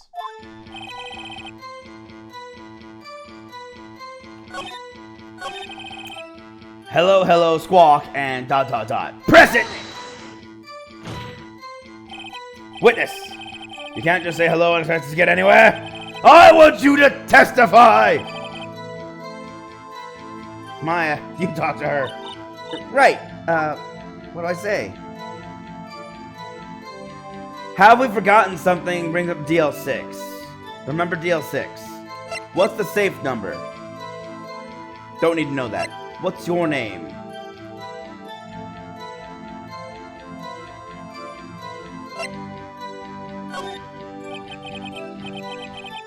As I recall, 2 days ago... Polly! Have we forgotten something? What? Don't forget, DL6. What? If I can get Polly to say that here, that will prove the caretaker had something to do with DL6. Polly? Have we forgotten something? Hello. What? Wait. No. That's not what you're supposed to say. Forgot. Something we forgot. Uh-oh. It's not working, Nick. She won't say it. It's ridiculous. Why won't you say it? Something the matter, Mr. Wright? Wait. Don't tell me Lon Conrad expected this. He couldn't have retrained the parrot. Could he? Did he train her not to respond when we asked if we'd forgotten anything?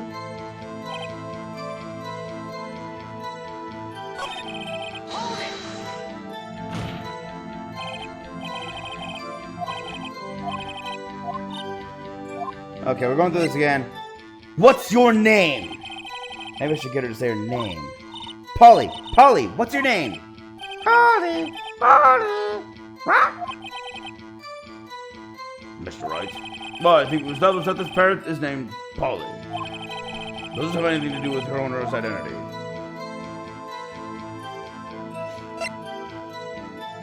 Yes, it does! Yes, it does. Ah, fascinating. You blended the parrot's name with your owner's identity.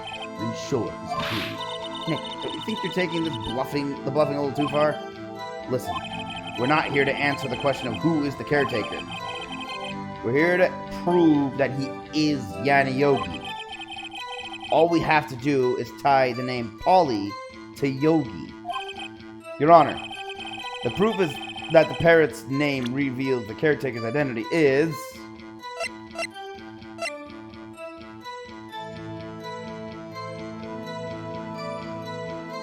Polly.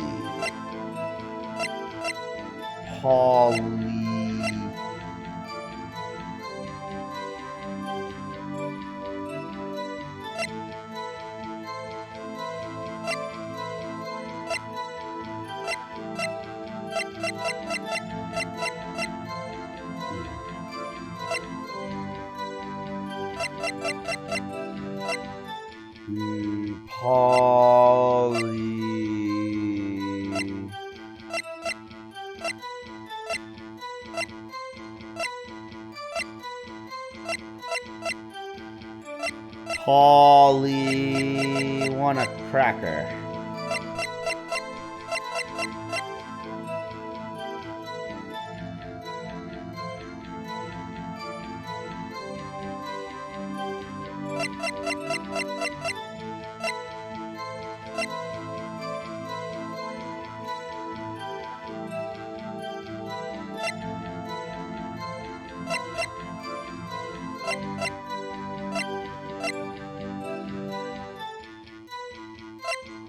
Oh, dang.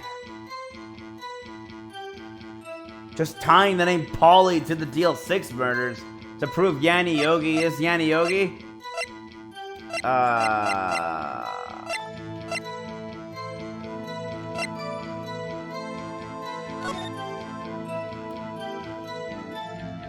Aaron's elevator was oxygen depleted at time of incident. No clues found on the scene. Defense attorney trapped in elevator returning from a lost trial with son. Miles Edgeworth and one bullet found in heart. The murder weapon was fired twice. Court bailiff trapped in elevator with the Edgeworths. Memory loss due to oxygen deprivation. After his arrest, fiance Polly Jenkins. Oh my gosh! I wish I read this sooner. What the heck?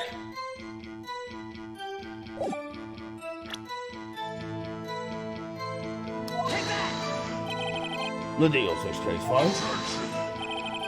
That's quite a large file you have there. Which page is this proof on there? Show us or stop wasting our time. Very well. Mr. Wright, please show us the page. Where in this file is the information connected to this parrot's name? Suspect data. It's on the suspect data page. This page has all the information about Yanni Yogi. Right after he was arrested, his fiancée committed suicide, see? Indeed, it does say that, yes. What was his fiancée's name? Polly Jenkins. Polly! Exactly, Your Honor. He wanted to remember the name of his fiancée who had committed suicide. That's why he named his parrot after her. I see. I guess that is possible. Objection. Bah! A mere coincidence, that's all. My granddaughter has a dog she calls Phoenix. Well, Mr. Wright, does this make you my granddaughter's fiancé? She's only 7 years old. Oh no. She's only 7 years old. Indeed. Alone, it is a little weak for evidence in a murder trial. We would need some other corroborating evidence. Am I going to find that? Dick, we're getting closer. One more. If we just get one more piece of evidence. Right. But what? Very well, witness. You may continue. See? It was erstwhile. We got something. Let's see what happens when I press here. Witness, you're here to speak. You must speak to me. Frankly, I can't believe that you're speaking to a parrot. Well, I guess we should try to get some information out of her. We need to tell the judge that her owner is Mr. Yagi. I just got the idea. I need to press, and I need to go to the safe combination. Hold on, skip. The safe number. I think that's a date. Maybe I'll get her to say that number of that safe. Huh? The safe? Why? Let's just try to get her to say anything, okay? Polly, what was the number to the safe in the shack? 1228. 1228. My, what a reckless parrot. I love that. My, what a reckless parrot.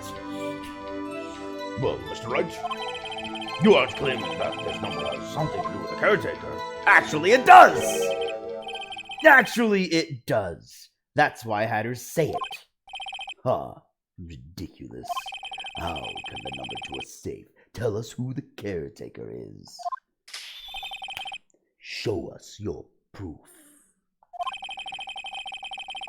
What could possibly link this number to the caretaker's true identity? Hold on. Okay, might be here. Oh, crud. What? DL6 incident again? What is this obsession you have with that case? It keeps coming up in my entire career. Hold on. Yep, I knew it. It's the date of the incident. 12/28. Page 1. I just had to remember that. Mr. Wright, where in this file is something relating to that safe number? The case summary. It's on the case summary page. The case summary? Specifically, the date on which the DL6 incident occurred. The date of the incident, December 28th. Why, that's today's date. 15 years ago. And the number on that safe is 12/28. Oh! He used the date of the DL6 incident as the number for his safe, Your Honor. That's how important that date was to him. I see. That certainly is an interesting coincidence. People often do set their secret numbers to dates. Bah, this is not tangible proof. I set my ATM's card number to 001. To 0001 because I'm number one. Thank you for telling us your PIN number. This has nothing to do with a date. Nothing. That's enough. I think we've reached a conclusion here. This is a mere coincidence, that's all. True, that is a possibility. However, two coincidences at the same time seems more like a pattern to me. What are you saying? Summon the caretaker of the boat shop. Immediately! Witness, tell us your name. Wait, you can't object to the judge! It's the judge! Wait! This witness, he doesn't remember. No, it's okay. No, it's okay. Okay, I'm gonna get rid of the silly voice now. No. No. It's okay. I've accomplished what I wanted to do. I'm done. I gotta get a new voice for this guy. His silly little voice isn't gonna work anymore. Nick, he looks totally different. This is the real Yogi, I think. Finally. He's been acting feeble to hide his true identity. Acting for 15 years. Well, let me ask you again. Please state your name for the court. My name is Yanni Yogi. 15 years ago, I served as a bailiff in this very court.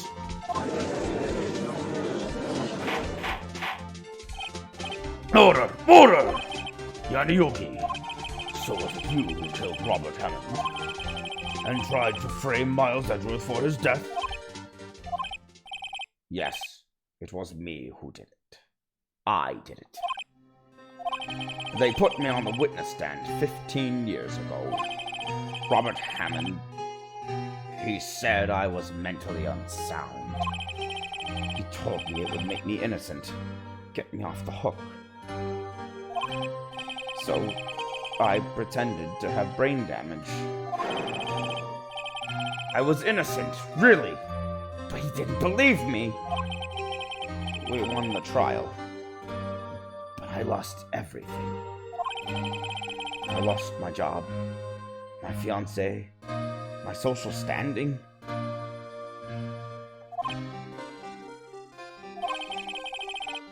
Then, this year, 15 years later, a package arrived. It was a letter and a pistol. The plan was written out in careful detail. It was a plan for me to take revenge on the people who ruined my life. I didn't care who had sent it. I thought this was my chance. After 15 years, this was it. Finally, a chance to have my revenge on Robert Hammond and Miles Edgeworth.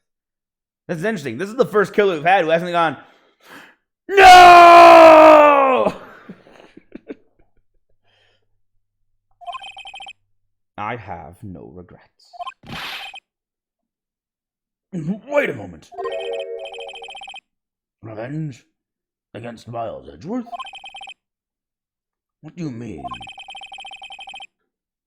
I'm not at liberty to speak on that matter. Why don't you ask Mr. Edgeworth yourself? Anyway, I admit it. I was the one who killed Robert Hammond.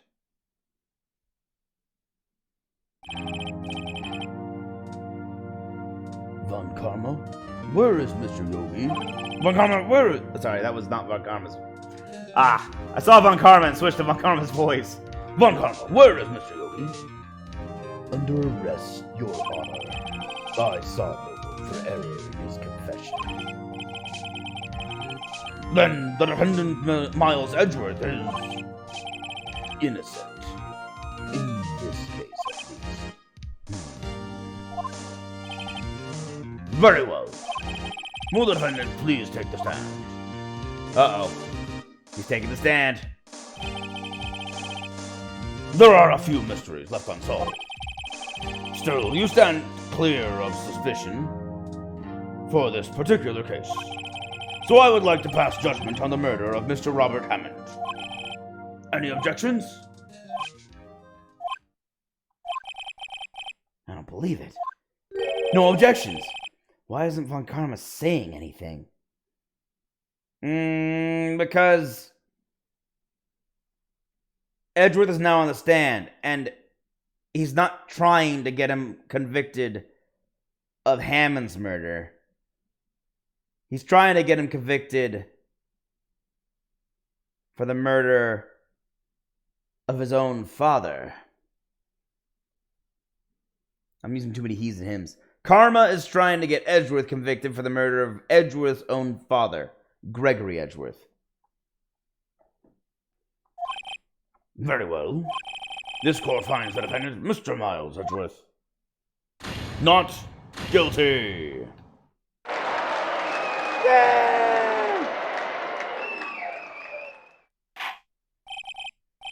That is all. This court is adjourned. There. Wait, what? Did someone just say objection? It wasn't Von Karma. I noticed that. I'm pretty sure I know who it was. It was Edgeworth. It wasn't Von Karma. Wait, but that means... No. Edgeworth? Great, now I'm fighting Edgeworth to save Edgeworth. Your Honor, I object to your judgment. What do you mean?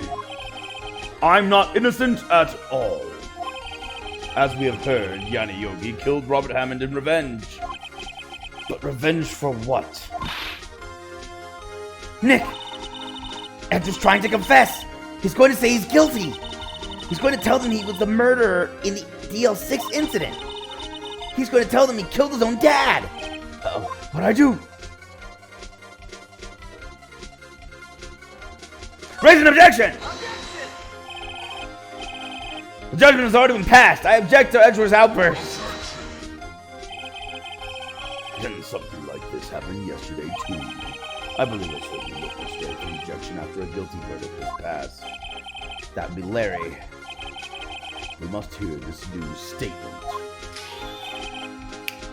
We must hear Miles Edgeworth. He's right. We have a duty to hear Mr. Edgeworth out. Fraud. For 15 years, I have had a recurring dream. A nightmare. It's only a nightmare. That's what I told myself. But now I know it wasn't a dream. Yanni Yogi wasn't the killer. You mean in the incident where your father died? From the distance of the shot, it wasn't suicide either. Everything was as clear as day. The murderer, the criminal in the DL6 incident. It was me. Your Honor, I confess my guilt. I am guilty for DL6, the statute of limitations of which ends today. The culprit is me! Order! Order! That's certainly unexpected. The defendant declared innocent is confessing to a different crime. A crime for which the statute of limitation runs out today. I'm not really sure how I should deal with this. We can't have a trial tomorrow. We have to have the trial today. Bah. That makes it sound like a sheep. Let me try that again. Bah! It's obvious. We hold a trial right here, right now. We tried this man for his crime 15 years ago. I think I would like to take a 5-minute recess. During this time, I will consider the appropriate course of action today. Court is adjourned. Nothing like stress to take a recess to.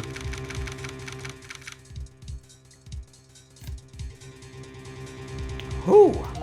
Tense. I'm sorry, Wright. I just wasted all of your effort. And his! Mr. Edgeworth. I just don't believe it, sir. I mean, you kill your dad? I didn't want to believe it myself, Detective. But it's the truth. I deserve to be punished. Murder is murder, no matter what the circumstances. This is crazy! Just crazy! Also, there's such a thing as self-defense. Or the defense of another.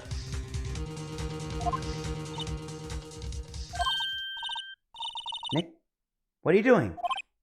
Huh? Oh. I was just reading through the court record once more. I'm getting my case ready. Your case? For what? Well, I better read through the court record. Ba-bum. Ba-bum, ba-bum. Ba-bum. This is useless. Also useless. Useful. Useless.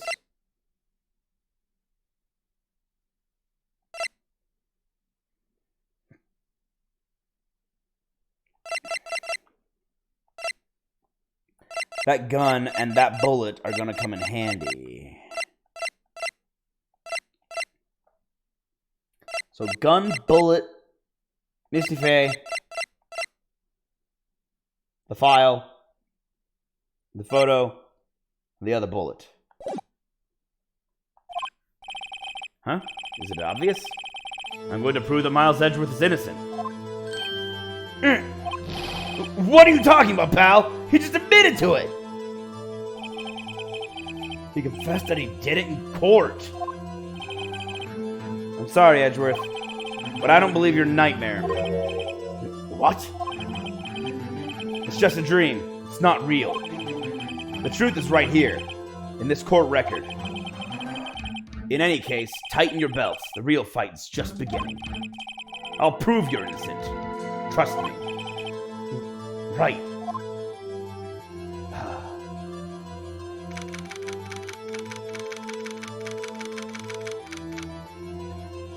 December 28th, 2:30 p.m. This has been a long day in court. Usually we're out by 1 or noon, something like that. Now it's 2:30. District Court, courtroom number 3. Now then, I would like to resume our trial. Judge, Miles Edgeworth has admitted his own guilt. He has confessed his crime. Let us begin by hearing his testimony. Then, though pointless, let the defense do their cross-examining. The statute of limitations on the DLC incident runs out today. Though it's unconventional for me, I'd like to run this one by the book. He just admitted to not running things by the book. I see. Does the defense have any objections? No, let's do it. No, Your Honor. On karma. You knew this was going to happen from the very beginning, didn't you? Very well.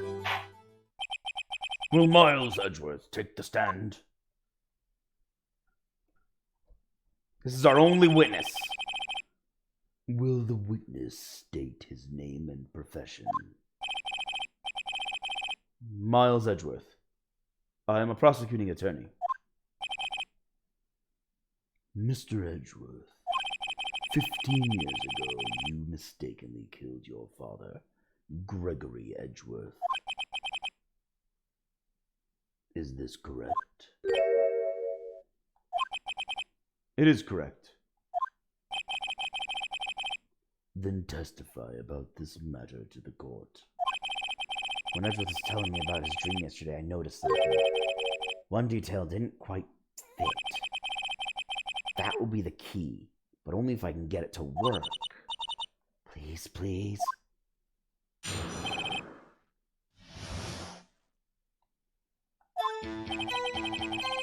That day, I had gone to the courtroom to observe one of my father's trials. As we went to leave, an earthquake struck, trapping us in the elevator. My father and Mr. Yogi lost their composure and began to argue. Just then, something heavy fell at my feet. I picked it up and threw it at Mr. Yogi, wanting him to stop fighting. A moment later, there was a single gunshot, then a scream. It was a terrible scream.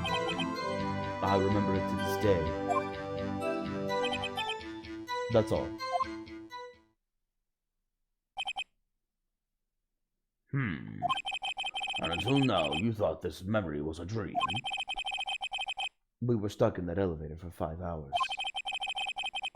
The oxygen in the elevator ran out, and I lost my memory of the events. Bah, Bah. I keep doing that. That doesn't sound right. Bah. The same claim as Mr. Yogi has made. Very well. Mr. Wright, your cross-examination, please. The one thing that doesn't stand out, that stands out to me personally, is there's no way that an elevator is so airtight you would spend 5 hours in it and suffocate. Here's what I'm noticing as well. The 3 people in there, to prove whether or not you can actually suffocate in this elevator, were a dead man, a child who went unconscious, and a man who supposedly had brain damage who ended up not actually having any brain damage. So, yeah.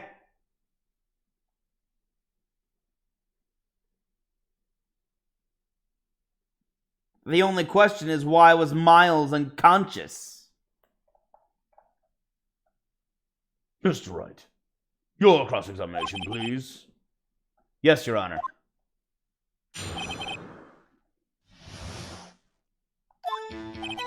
Okay.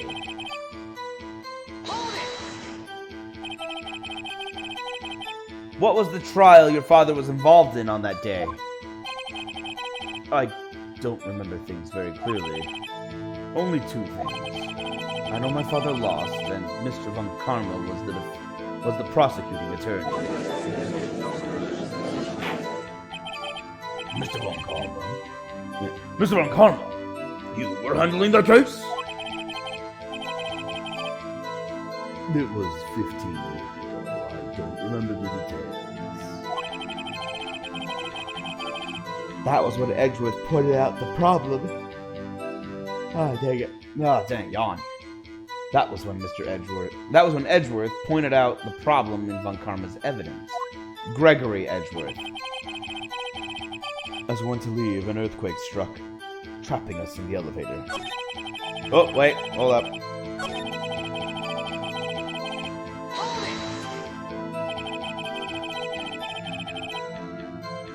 So there were 3 people, including yourself, trapped in that elevator? Yes. Myself, my father, and Yana Yogi. We were fine at first. But then, as time passed, and no one came to help, my father and Mr. Yogi lost their composure and began to argue. What did you do then? I was a 9-year-old boy at the time. What could I do? I was scared, trembling in the corner. But then... just then something heavy fell at my feet. What was it? A pistol. I assume it was the bailiff Yana Yogi's. The safety must have come off when it fell from his holster. And you picked it up. What happened next? I picked it up and threw it at Mr. Yogi. I wanted them to stop fighting. Did you know it was a pistol when you threw it? I think I knew. I knew it was dangerous. But the air was getting so thick. I panicked. So you're saying that you threw the pistol at Mr. So you say that you threw the pistol at Mr. Yogi? I was in a daze. A moment later, there was a single gunshot, then a scream. The gun fired once? Yes. I think. After I threw it, I lost consciousness. I see then. Hold on. Since then, they've echoed in my head every day. That gunshot and that horrible scream. The scream. It was a terrible scream. I remember it to this day. Okay. To this day? Yes.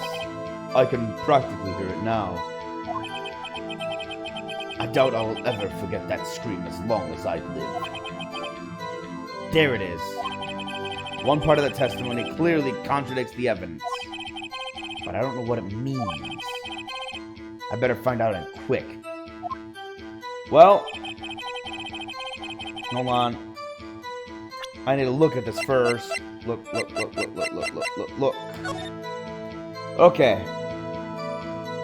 They say air in the elevator was oxygen depleted at the time of the incident.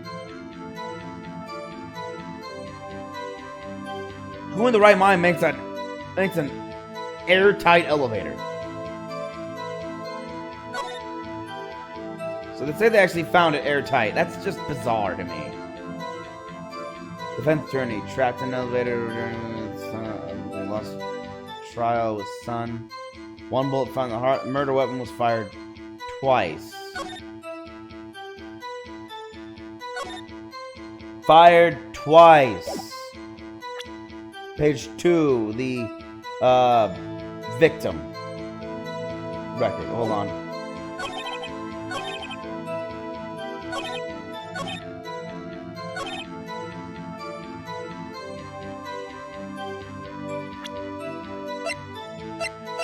No one's gonna like this. Are you sure you only heard one gunshot? Yes, I'm sure of that. I heard the shot and the scream. Then everything faded. I was unconscious until the rescuers came. I see. No, Your Honor. Unfortunately, you don't. Look at this file one more time. This plainly contradicts the witness's testimony. You do enjoy dragging out that file, don't you? I don't accept this evidence unless you can tell us what page it's on. Which page contradicts Mr. Miles Edgeworth's testimony? Uh-oh.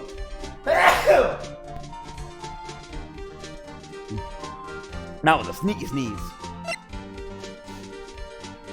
The victim data! Look at the victim data in this file. It says quite plainly, the murder weapon was fired twice. Miles Edgeworth only heard one gunshot. Yet the murder weapon was fired twice. The first shot was the accidental firing when the pistol was thrown. So, who fired the remaining shots?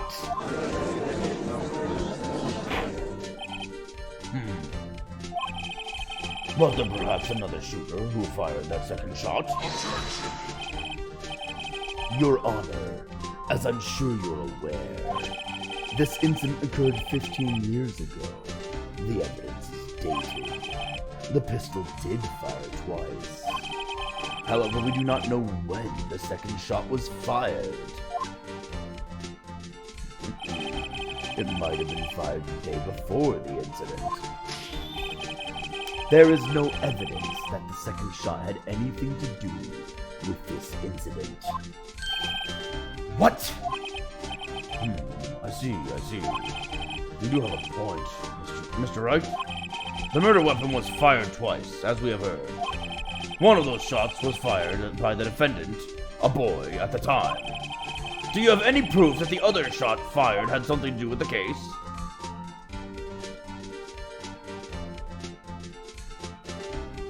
Yes! Gotta bluff it. Your Honor, I think I will be able to show you proof. What? Impossible. No, Mr. Von Karma. Save your surprise for after you've seen the evidence. Very well, Mr. Wright. Show us your proof. Do you have evidence that the second firing of the pistol is related to this incident? Baby, I bluffed. I said I do, but I don't know if I do. Hold on. Reading evidence. Ballistic markings. Okay. That's from the... wait, this is the one that was fired into the guy Yaniyagi killed. This is the gun that was used to kill Yaniyagi and frame Edgeworth. I don't think Polly was alive back then. Possibly, I don't know. Perry's lived like 76 years, so maybe. I don't know how old she is. File on the D6. Hold on, maybe check the... no. Reading quickly. One bullet found in heart. Murder weapon fired twice. Trapped in elevator. Memory loss.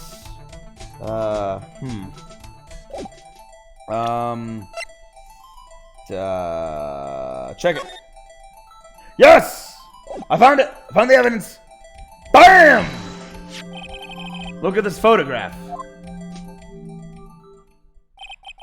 This is a photograph. Oh. This is a photograph of the scene of the crime 15 years ago. I can see that the victim lying there is Gregory Edgeworth. This proves the murder weapon was fired twice at the time of the incident. This photo proves it. So let me get this straight. This photo proves 2 shots were fired. Where? Wow. The judge is blind. I'm going to chalk him to that. He has poor eyesight. Your Honor, please get a clue. Show the judge, like, the bullet is right here.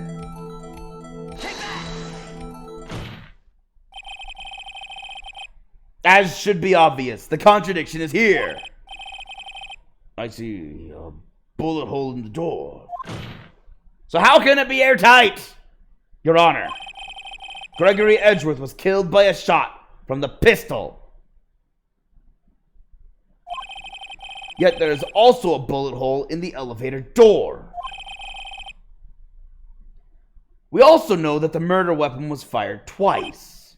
Thus, someone other than Edgeworth fired the second shot.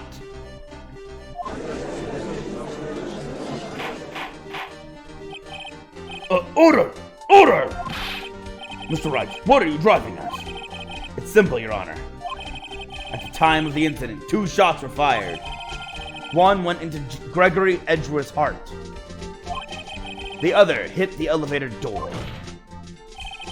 Remember that the defendant lost consciousness after the shot he fired rang out.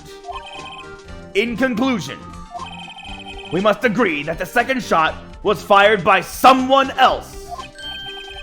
Mr. Wright! But who could that be? Who could that someone else be? The murderer, of course. I knew I should have stepped in before your wild fantasies got out of hand. Mr. Wright, look once more at the DL6 incident case file. Look closely. Try the case summary page. The case summary, that's on page 1. Alright, let me look. It's probably going to have me look anyway, but I want to check. Oxygen depleted at the time of the incident. No clues found on the scene.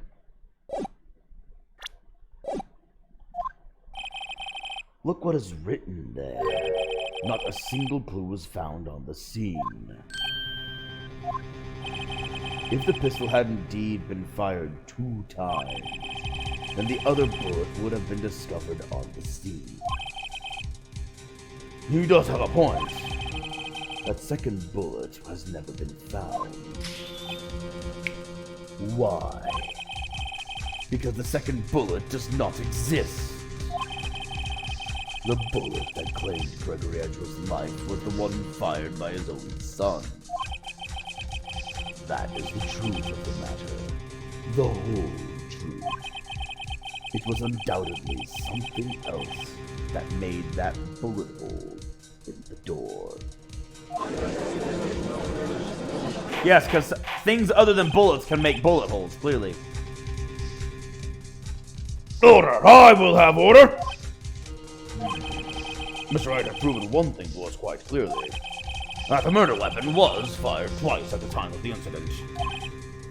However, as Mr. Montgomery says, the second bullet fired was not found. It is highly unlikely that the police merely overlooked this second bullet. So all we have is the single bullet fired. I'm afraid I have to discount the defense's claim.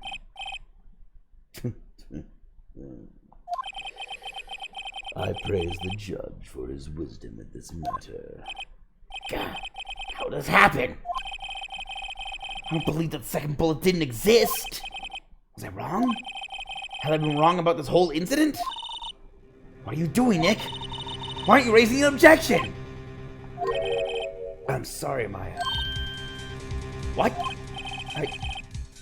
Looks like I was wrong. Nick? If the second bullet wasn't there, then all my conjectures are for nothing. No. But you said you'd do it, Nick. You said you'd get Edgeworth declared innocent. I'm sorry. It's just, when I saw the photograph, I thought that 2 shots had been fired. I was so certain of it. I thought I'd won. I thought there was another person, someone else who fired the killing shot.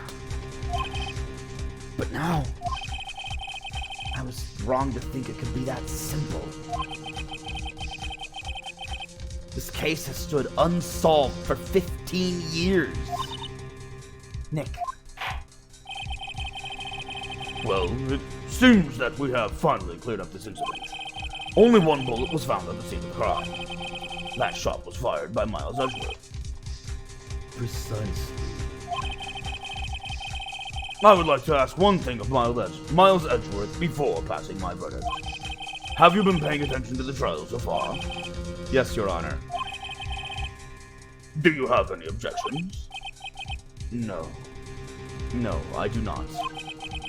So you killed your father, though that was not your intention? Yes. I did. Oh no.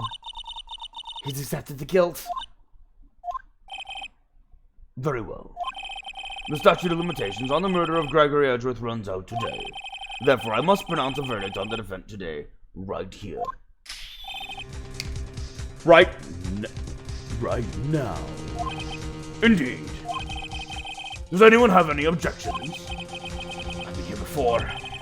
It's just like my first day in court. There's so many things I know I should be saying, but my mind's gone blank. I can't find the words. Mr. Wright? I have an objection! Objection! Your Honor. Your Honor! I object!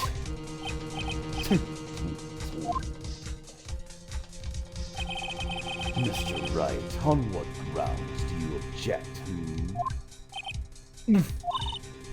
Nick? I don't know. This case is perfect. Oh no. Ah! It must exist. The second bullet. What? What did you say? Nothing. The second bullet must exist? But where? Someone took it. It seems waiting is not going to produce any answers from Mr. Wright. Wait, Your Honor! The second bullet! It existed! What? But we've just heard proof that it did not exist. I realize that, Your Honor. I'm really grasping here. It's just... someone took it from the scene of the crime. That's what happened. But who? The murderer!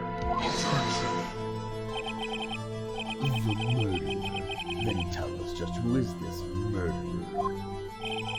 I'm still thinking about that one.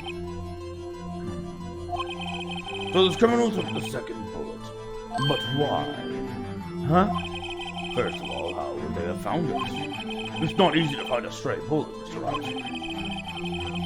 Was there some pressing need for the murderer to search for that bullet?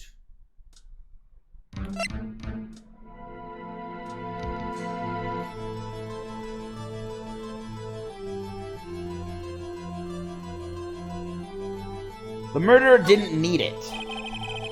Why would the murderer spend time to look for that stray bullet? I haven't got a clue. What's wrong, Mr. Wright? Bah, the murderer had no reason to take that bullet. You don't want to admit it, but it's true. Had to take it. Had to take it? The murderer? What does that mean? You're thinking too normal. Think crazy. Don't think why the bullet was taken. Think why the bullet had to be taken. Mr. Wright? Yes, Your Honor! I have no idea what I'm doing. Well, the murderer had no intention of taking the bullet from the scene. But, the murderer had to take the bullet. Had you, Mr. Wright? What do you mean? Well, for instance... For instance, what? Where am I going with this? Maybe the bullet, hit the murderer? The bullet hit the murderer? Just say, for instance. I mean, if it hit you, you would have to take it with you, wouldn't you? It's not like you could perform surgery right there. You know? Who ends a defense statement with, you know? Wait a second. I was just talking off the top of my head, but what if that's really what happened? Let me get this straight. So at the time of the murder, the murderer himself was shot? and they left with the second bullet still inside of them, thus leaving only one bullet at the scene of the crime? Yes. I guess that's how it worked. Yes. But there's a problem with that. The other two people rescued from that elevator, Miles Edgeworth and Yanni Yogi, were both unharmed. So that would mean... The murderer came from outside, yes.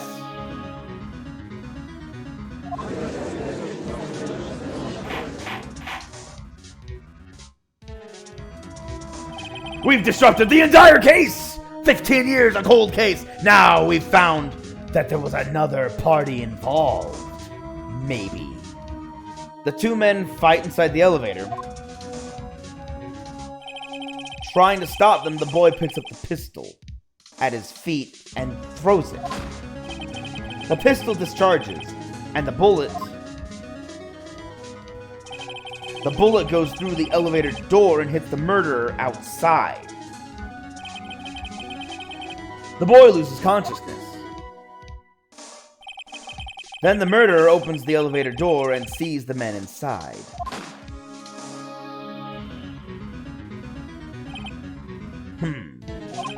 Mr. Wright, you are truly the most unpredictable defense attorney I've ever known. Yes! I've succeeded! To be the most at something. I can tell you're grasping, yet I cannot deny the possibility of what you say. What are you... What are you saying? Deny it! Deny it! No one involved with the incident was wounded. There was no murderer. No one was wounded at the time of the incident. He's right. I can't think of anyone. Hey, Nick. Huh? I just thought of something really crazy. Crazy? Remember what Mr. Grossberg said yesterday? I do. I was thinking about that the entire time. Gregory Edgeworth dealt a blow to his perfect trial record. Wow! It must have been quite a shock for Von Karma. He took a vacation for several months after that, you see. Yes, an unusual event for the man. That was the first and the last vacation he's taken in his many years of prosecuting. What if Von Karma didn't take a vacation because of shock, but took it because he was injured? Which would mean it could only mean one thing. He was the murderer in the DL6 incident. He was the man who shot Gregory Edgeworth. It was Von Karma. Oh man. Something wrong, Mr. Wright? You seem dazed. No, Your Honor. Shocked. Well, you have indicated the possibility that the murderer came from outside. Can you give us the name of your suspect? Uh-oh. Should I come out and say it now?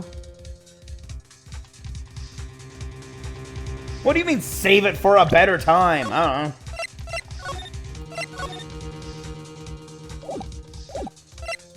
Say it now. Your Honor, there is a suspect. One lone suspect. Well, this is certainly interesting news. Very well, Mr. Wright. Who is your suspect? My hands are shaking, palms are sweaty, mom's spaghetti! Ah! What?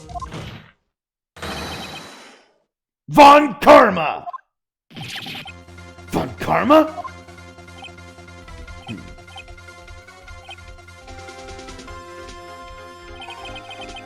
You mean the Von Karma?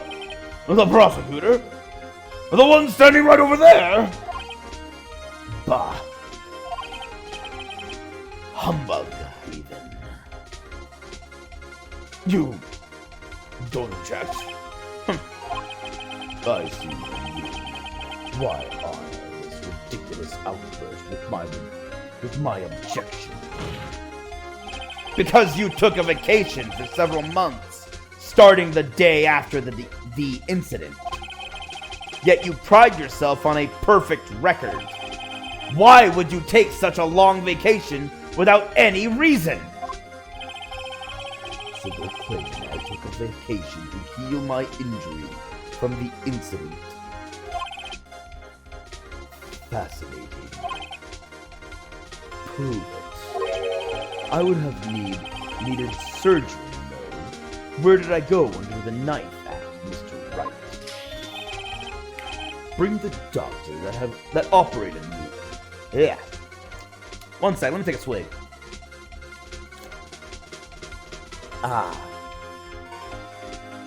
Bring the doctor that operated on me. Have him testify.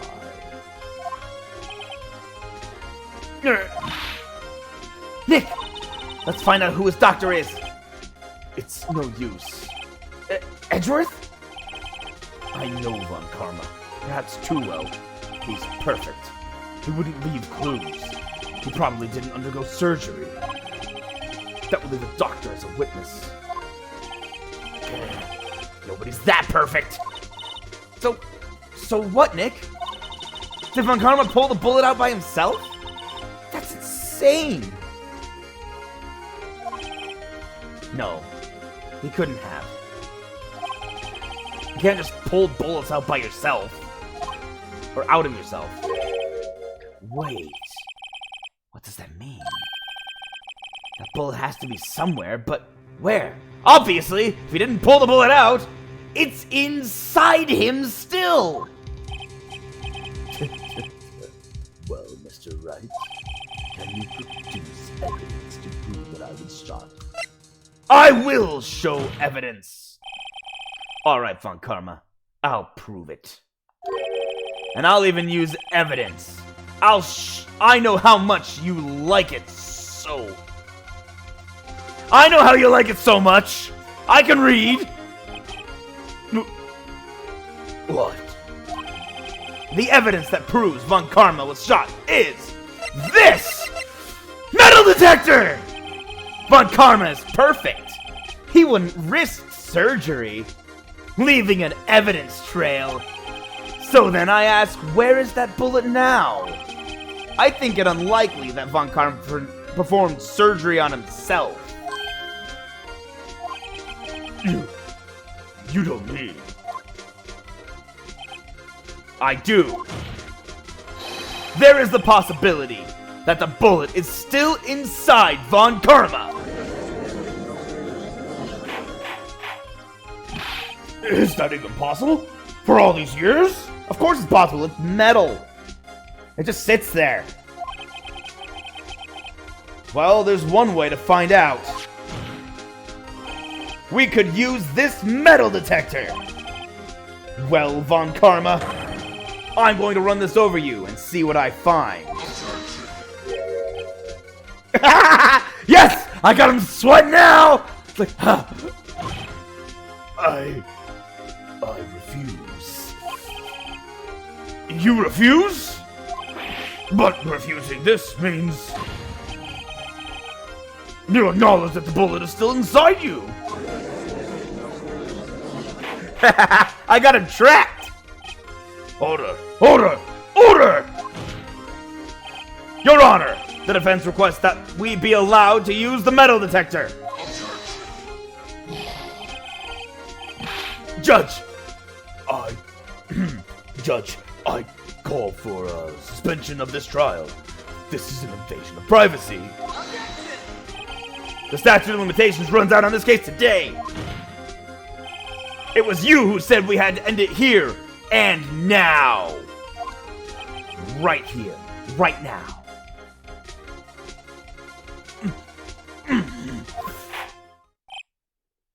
Enough! I permit the use of the metal detector. Mr. Von Karma, you will submit yourself to testing. Nick, what does this mean? I don't know, but we have to give it a shot. He's sweating.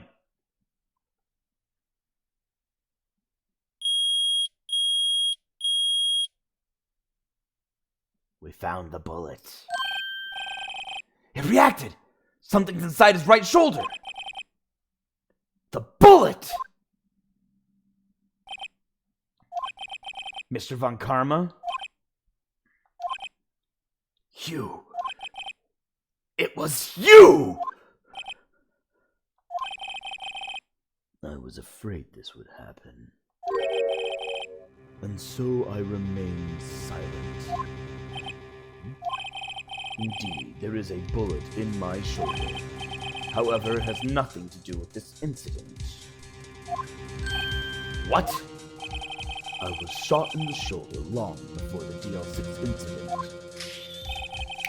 I claim that the bullet in my shoulder has no relation to DL6. How am I gonna get the bullet to prove that it has the ballistic markings of the gun?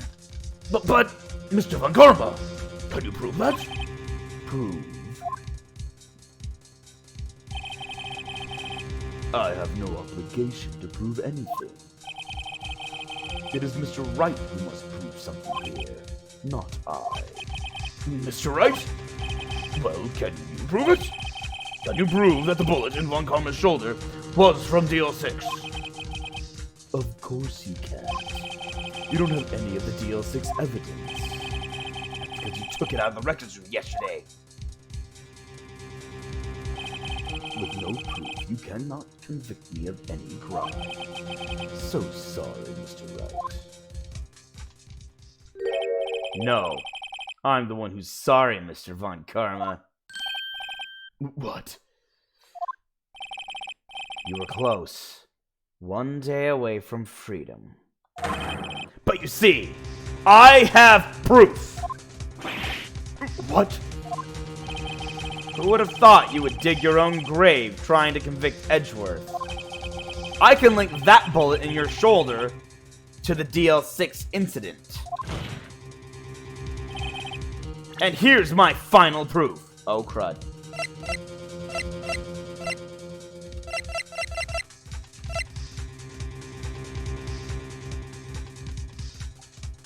I think it's this.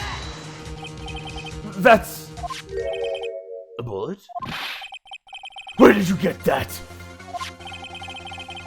This is the bullet used in the DL6 incident. This was taken from the heart of the victim, Mr. Gregory Edgeworth. The bullet is preserved quite nicely, with all the ballistic markings intact. Ballistic markings? You may recall the term. It came up in the first trial 2 days ago. Ballistic markings are the fingerprints of a weapon. All bullets fired from a gun are marked with that weapon's unique pattern. By examining the markings, you can tell which weapon fired which bullet. It's quite accurate. We have 2 bullets in our possession. One, the bullet removed from Gregory Edgeworth's heart. The other, Mr. Von Karma, is the bullet. The other Mr. Von Karma is the bullet buried in your shoulder. We could analyze both bullets. Then, if the markings matched, we would know that both bullets had been fired from the same gun. The very same pistol. In other words, the murder weapon that killed Gregory Edgeworth.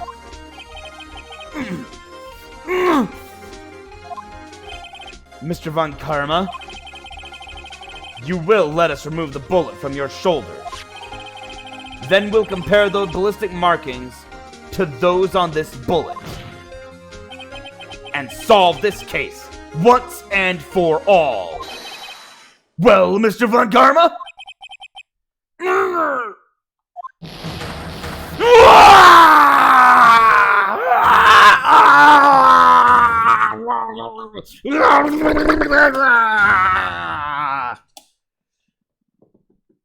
That scream. I've heard that scream before. Wait. I know. Help! I can't breathe! Quiet. I said quiet! You're not making this any easier. Stop breathing my air! How I'll stop you! Stop breathing my air! Get away! Get away from my father!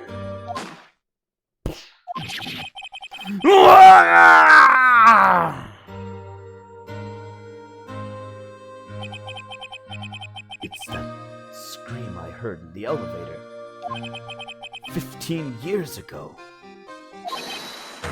Von Karma!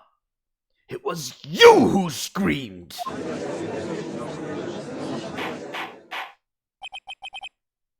Mr. Von Karma? Edgeworth! Defy me! What is that? I think it was only you would dare defy me! So, it was you. You and your father are my curse! Your father shamed me with a penalty on my record! And you left a scar on my shoulder that would never fade! I'll bury you! I'll bury you with my bare hands! 15 years earlier. Chief Prosecutor, I'm sorry. Von Karma! It's not like you to make this kind of error. I never would have thought that Edgeworth would be the one to catch you. I was careless. I'm sorry, but you will have to be penalized. I've covered for you in the past, but not this time. Edgeworth! It was a shock like none I had ever known. Me? Penalized? It took hours for me to regain my composure. Suddenly I found myself in the darkness. I was in the court records room. I must have wandered in there without thinking where I was going. The room was pitch black. The lights must have gone out. I went out into the hall and felt my way to the elevator. I pressed the button, but nothing happened. Then, there was a noise. I was in pain! A horrible, burning pain in my shoulder. Just then, the lights came back on. The elevator door opened before my eyes.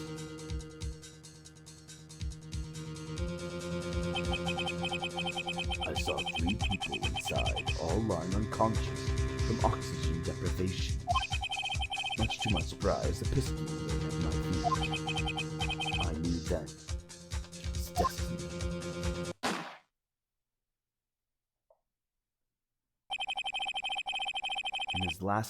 In his last moments, Gregory Edgeworth was still unconscious.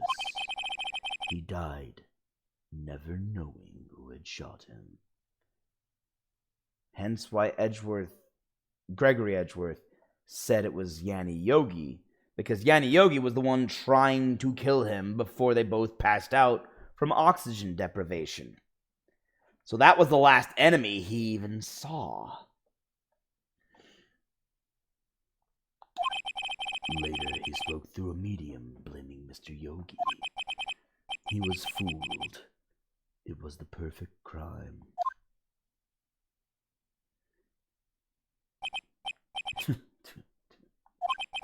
Who would have thought another man would have come to open that elevator door? Judge. What? What are you doing? Do your job. Bring an end to this miserable charade. Now, end it. Very well.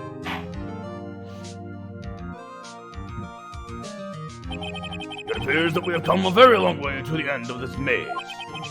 15 years later, Mr. Miles Edgeworth, Yes, Your Honor. You were innocent. You are innocent. As you said, it was all just a nightmare. Yes, Your Honor. This court finds the defendant, Mr. Miles Edgeworth, not guilty.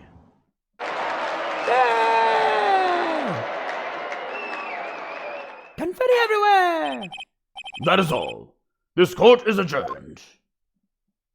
Unfortunately, I don't know if that guy's gonna get convicted because we've revealed he did it, but is there time to even have another trial? Before tomorrow? I don't think so. Nick! We did it! Did you see his face? Von Karma looked even paler than usual. He's pretending to be all cool, but inside you crushed him, Nick. Crushed! I gotta say, I'm impressed. It was pretty close, though. I was sure we had it. I know, I was on the verge of tears the whole time myself. But now it's all just a good memory. So it's finally over, Edgeworth. Right. Yeah? I'm not sure how to say this. I know. Try thank you.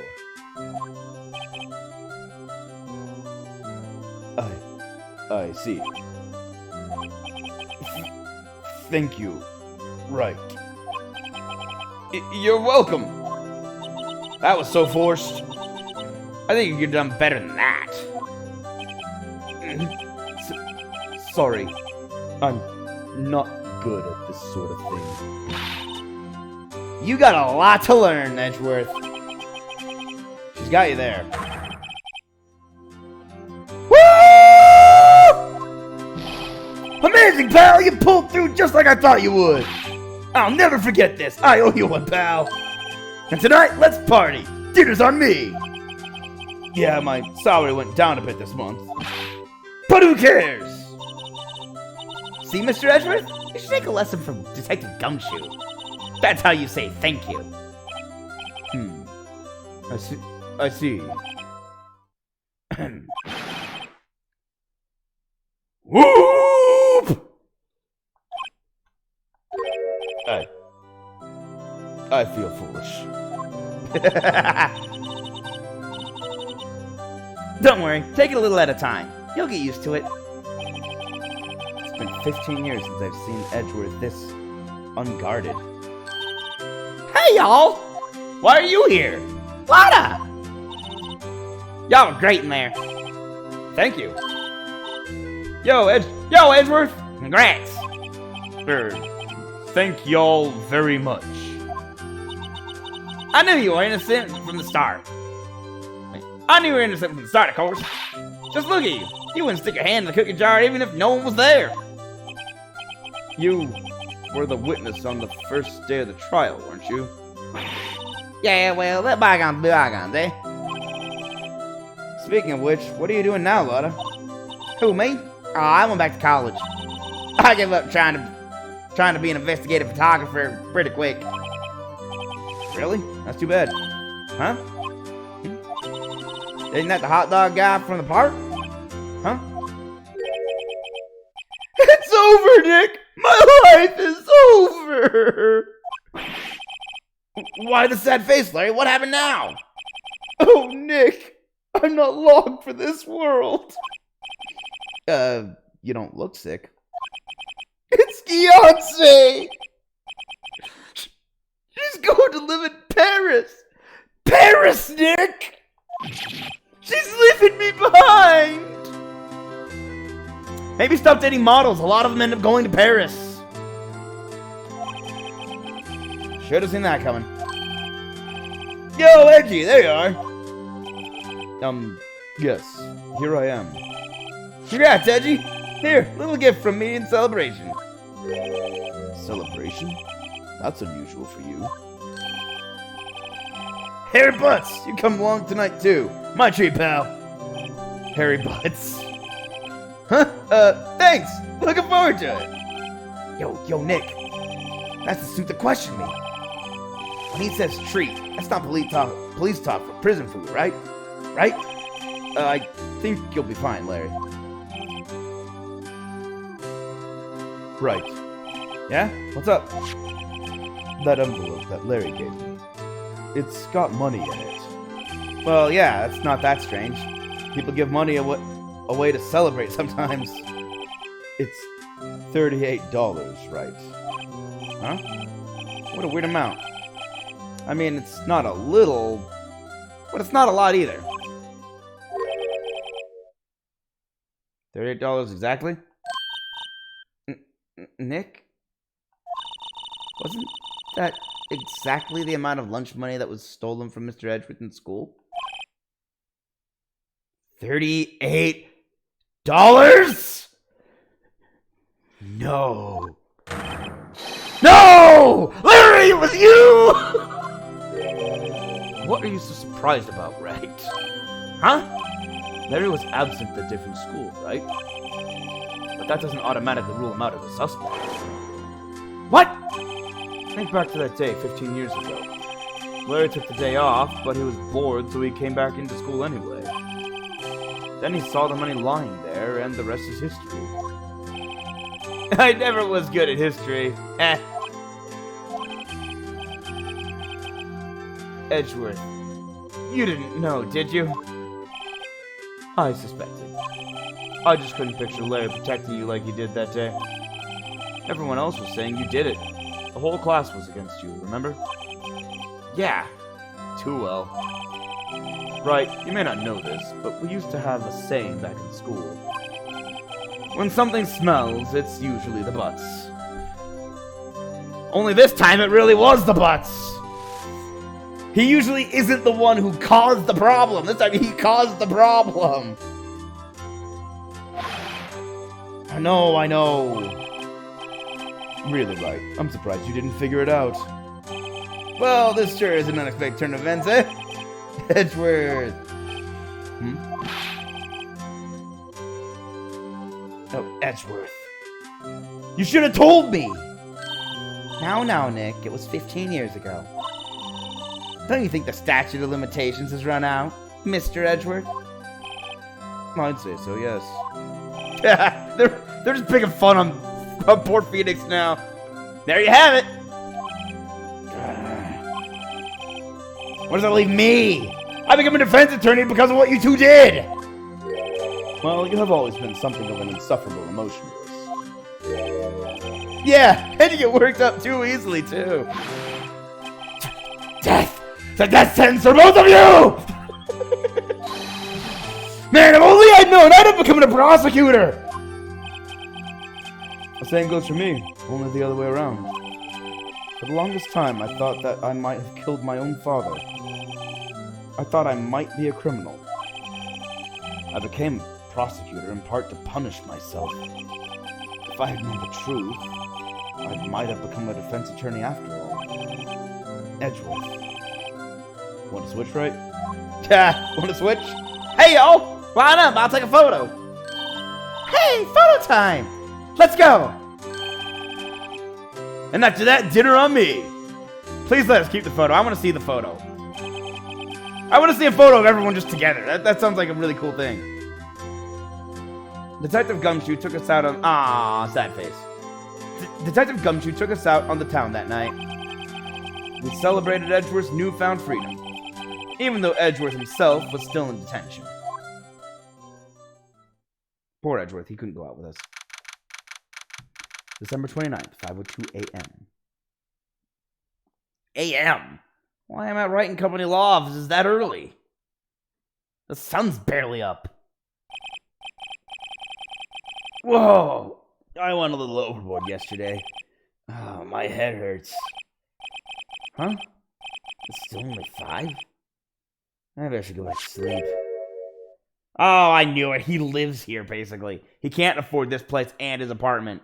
So I think he lives in the office. What's this? A letter? Good morning, Nick. You were really impressive yesterday. seeing you, it made me think about what I'm doing here. I'm a spirit medium, in training, of course. I wanted to help Mr. Edgeworth, too. I wanted to help you. But I couldn't. I was useless. So I've decided to go back to my training. I'll become a full-fledged spirit medium for starters. I couldn't say it to your face, so I left this letter. Goodbye, Nick. Goodbye? What time is it? Gah! The first trains for the mountains have already left! To the station!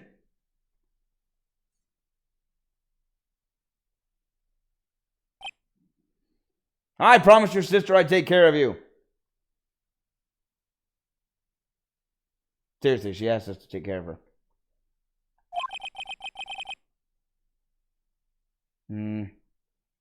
I guess I'm too late. Hey! Nick! Maya! Awkward silence. So, you're leaving? Yeah. It's hard being a spirit medium who can't talk to spirits. And I think you'll do fine without me, Nick. Be good. Okay? Hold it! Ah. Wait! What? I never could have saved Edgeworth without your help. Huh? On the last day of the trial, I heard her. I heard Mia's voice. You heard my sister? Yes. Only her voice, but still.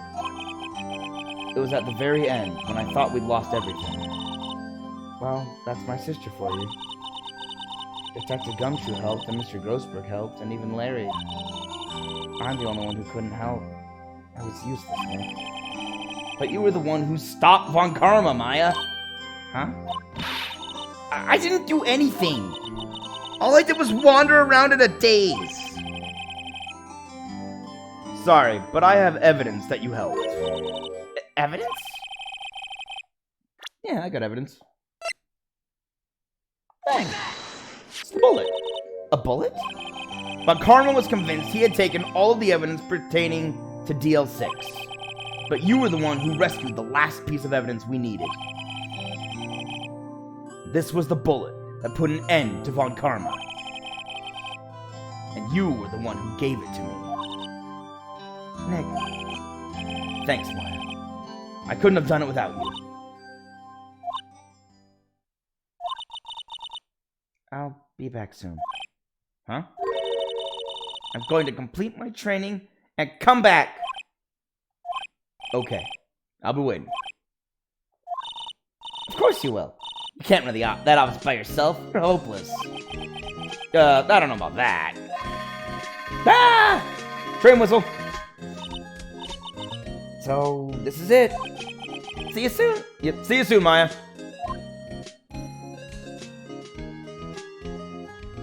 Bye.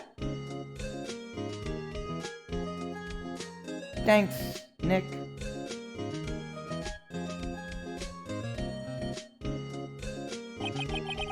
And so my story ends. Time to turn a new page and say goodbye to the novice defense attorney that I once was. Now a new story begins, with the same old crazy cast of characters. Ha! Don't think you graduated yet, amateur. Mr. Wright, perhaps you'd like to rethink that claim. Yes, Your Honor. Uh-oh. I got a bad feeling about this. Objection! That's weird. I thought there was one more. Maybe I miscounted. Or I misunderstood what I was reading in the... Hey, pal. Mr. Edgeworth came down to the precinct to wish me a Happy New Year. Talk about a pleasant surprise.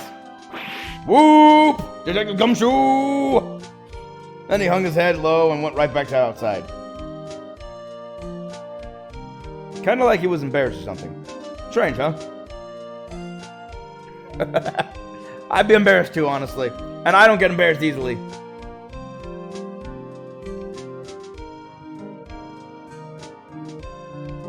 Huh? Nick? Nah, I haven't seen him lately. Who, me? I've been working at a cheese shop. That Missy's a nice lady, but she's not exactly what you call a cheap date. Huh? Oh, she's in Hawaii right now. Yeah.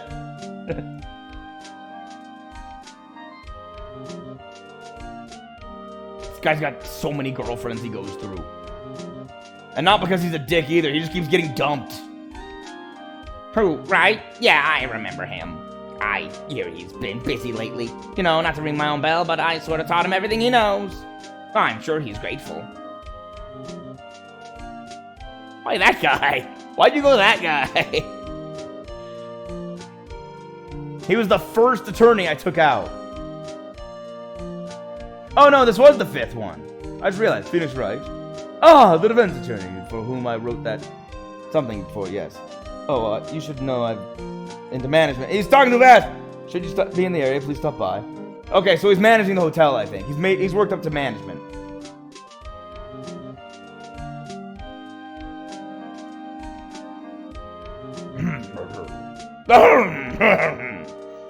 Oh, you. Phoenix Wright? Ah, yes, Mia's understudy. Was he not? Oh, I wonder how he's doing. Haven't seen him of late. Ah, the days of my youth.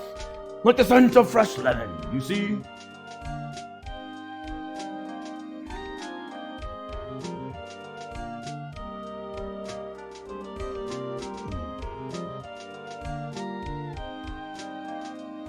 Phoenix Wright?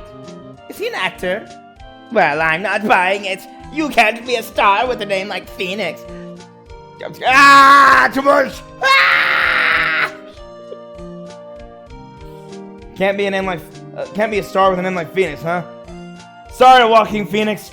You don't count. I'm pleased to announce the Pink Princess is it. I sure owe that Mr. Wright a great deal. Oh, and I'm keeping my face out of the public eye until the show's over. I wouldn't ruin any kid's dreams, you know?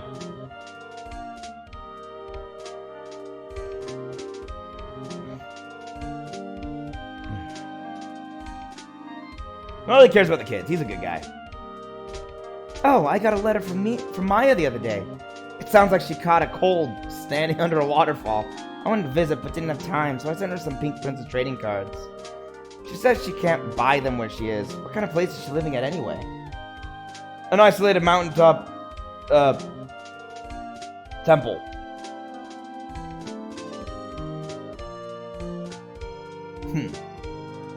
Right? Who's that? You wanna talk? Let's talk Pink Princess, alright? But, you know, I snuck into the studio the other day, and I saw her, the one inside the Pink Princess suit. Oh, what a dog! It's kind of a shock for a boy of my tender age.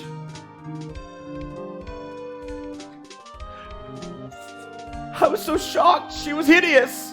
That's what he just said. He just said she was ugly. Yeah, I remember, right?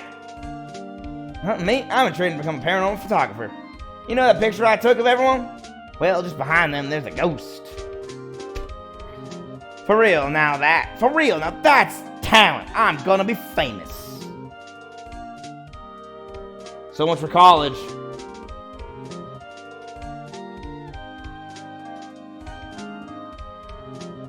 Hey, the picture! Victory! I love it. Hey! Oh my gosh, she actually did catch a ghost. Maya! You ruined this woman's life! Not really. There is paranormal. Ooh. What? There is a 5th episode? I couldn't have known by looking at the achievements. A brand new episode has been added. But there's definitely not enough time for me to actually do it. Rise from the ashes. So we're gonna continue tomorrow. Not tomorrow. Tomorrow's Saturday. We're gonna continue next Thursday. If it's a short enough one, I can do... No, probably not. Although next week we will be starting... Because I don't think it's going to take 2 full days to do one episode. I don't think, but this one did take a while. This one took 3 days. Jeez, they really had that finale go. And there's still another episode. Oh, man. I know I'm dragging this out, but that's because we're at the end. And now is the time to stretch and reminisce and contemplate the plan for next week, which is going to be a lot more Dragon Age, finishing up the DLC, and hopefully diving into the main story again. And Ace Attorney. Finished Wright Ace Attorney, the second part. Because we have this one more episode here. And once that's finished, we'll have the next game. Because there are 3 games. That's why it's a trilogy. Yeah. Me smart, me a big brain. Know what trilogy is. I'm kind of going to get a little teaser.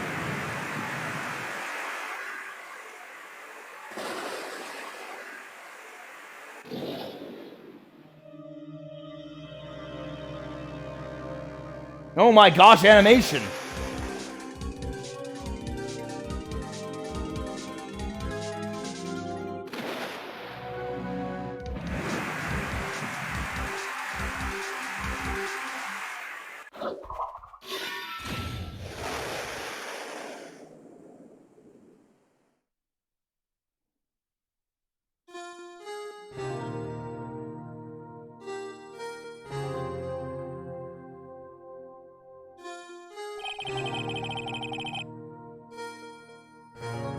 Okay, that leaves us with an interesting twist. An interesting start. I haven't seen any of the episodes start this dramatically. I'm now curious. So, if you're all ready... I'm kidding, we're not jumping into this. I'm bailing out now.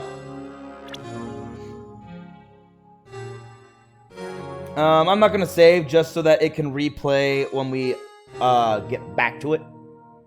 So we get a refresher next Thursday. Man, I really want to see where everything goes. It's been so long since I've seen the series. I might rewatch the series after I get finished catching up with everything else. All my other anime. I'm currently watching Chainsaw Man, almost done catching up on that series. I've been giving My Hero a bit of time to catch up, to build up some padding so I can binge a whole bunch of it. Then there's... Oh, what was it? Oh, what's the other anime? There's another one. There's a lot. I can't even say there's one other. There's a lot of anime coming out. Bungo Stray Dogs, I just found out, has a new season. That's great. I gotta get caught up on that one. I gotta get a refresher on where it left off. I can't even remember. Something about a crater. I don't remember.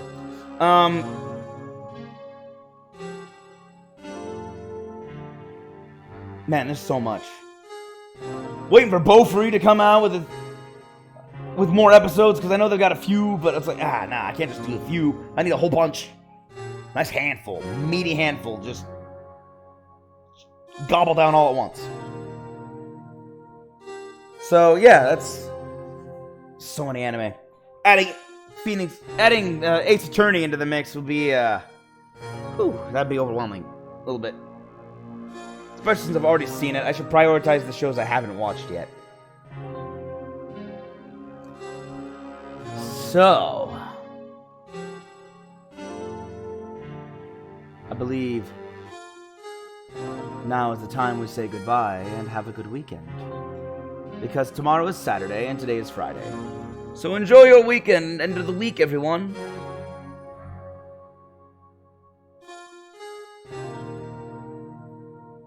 I will see you all again on Monday for more Dragon Age Inquisition.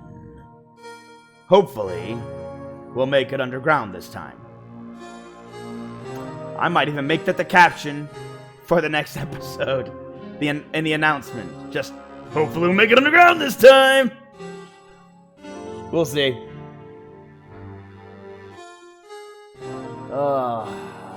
Then I gotta, oh man.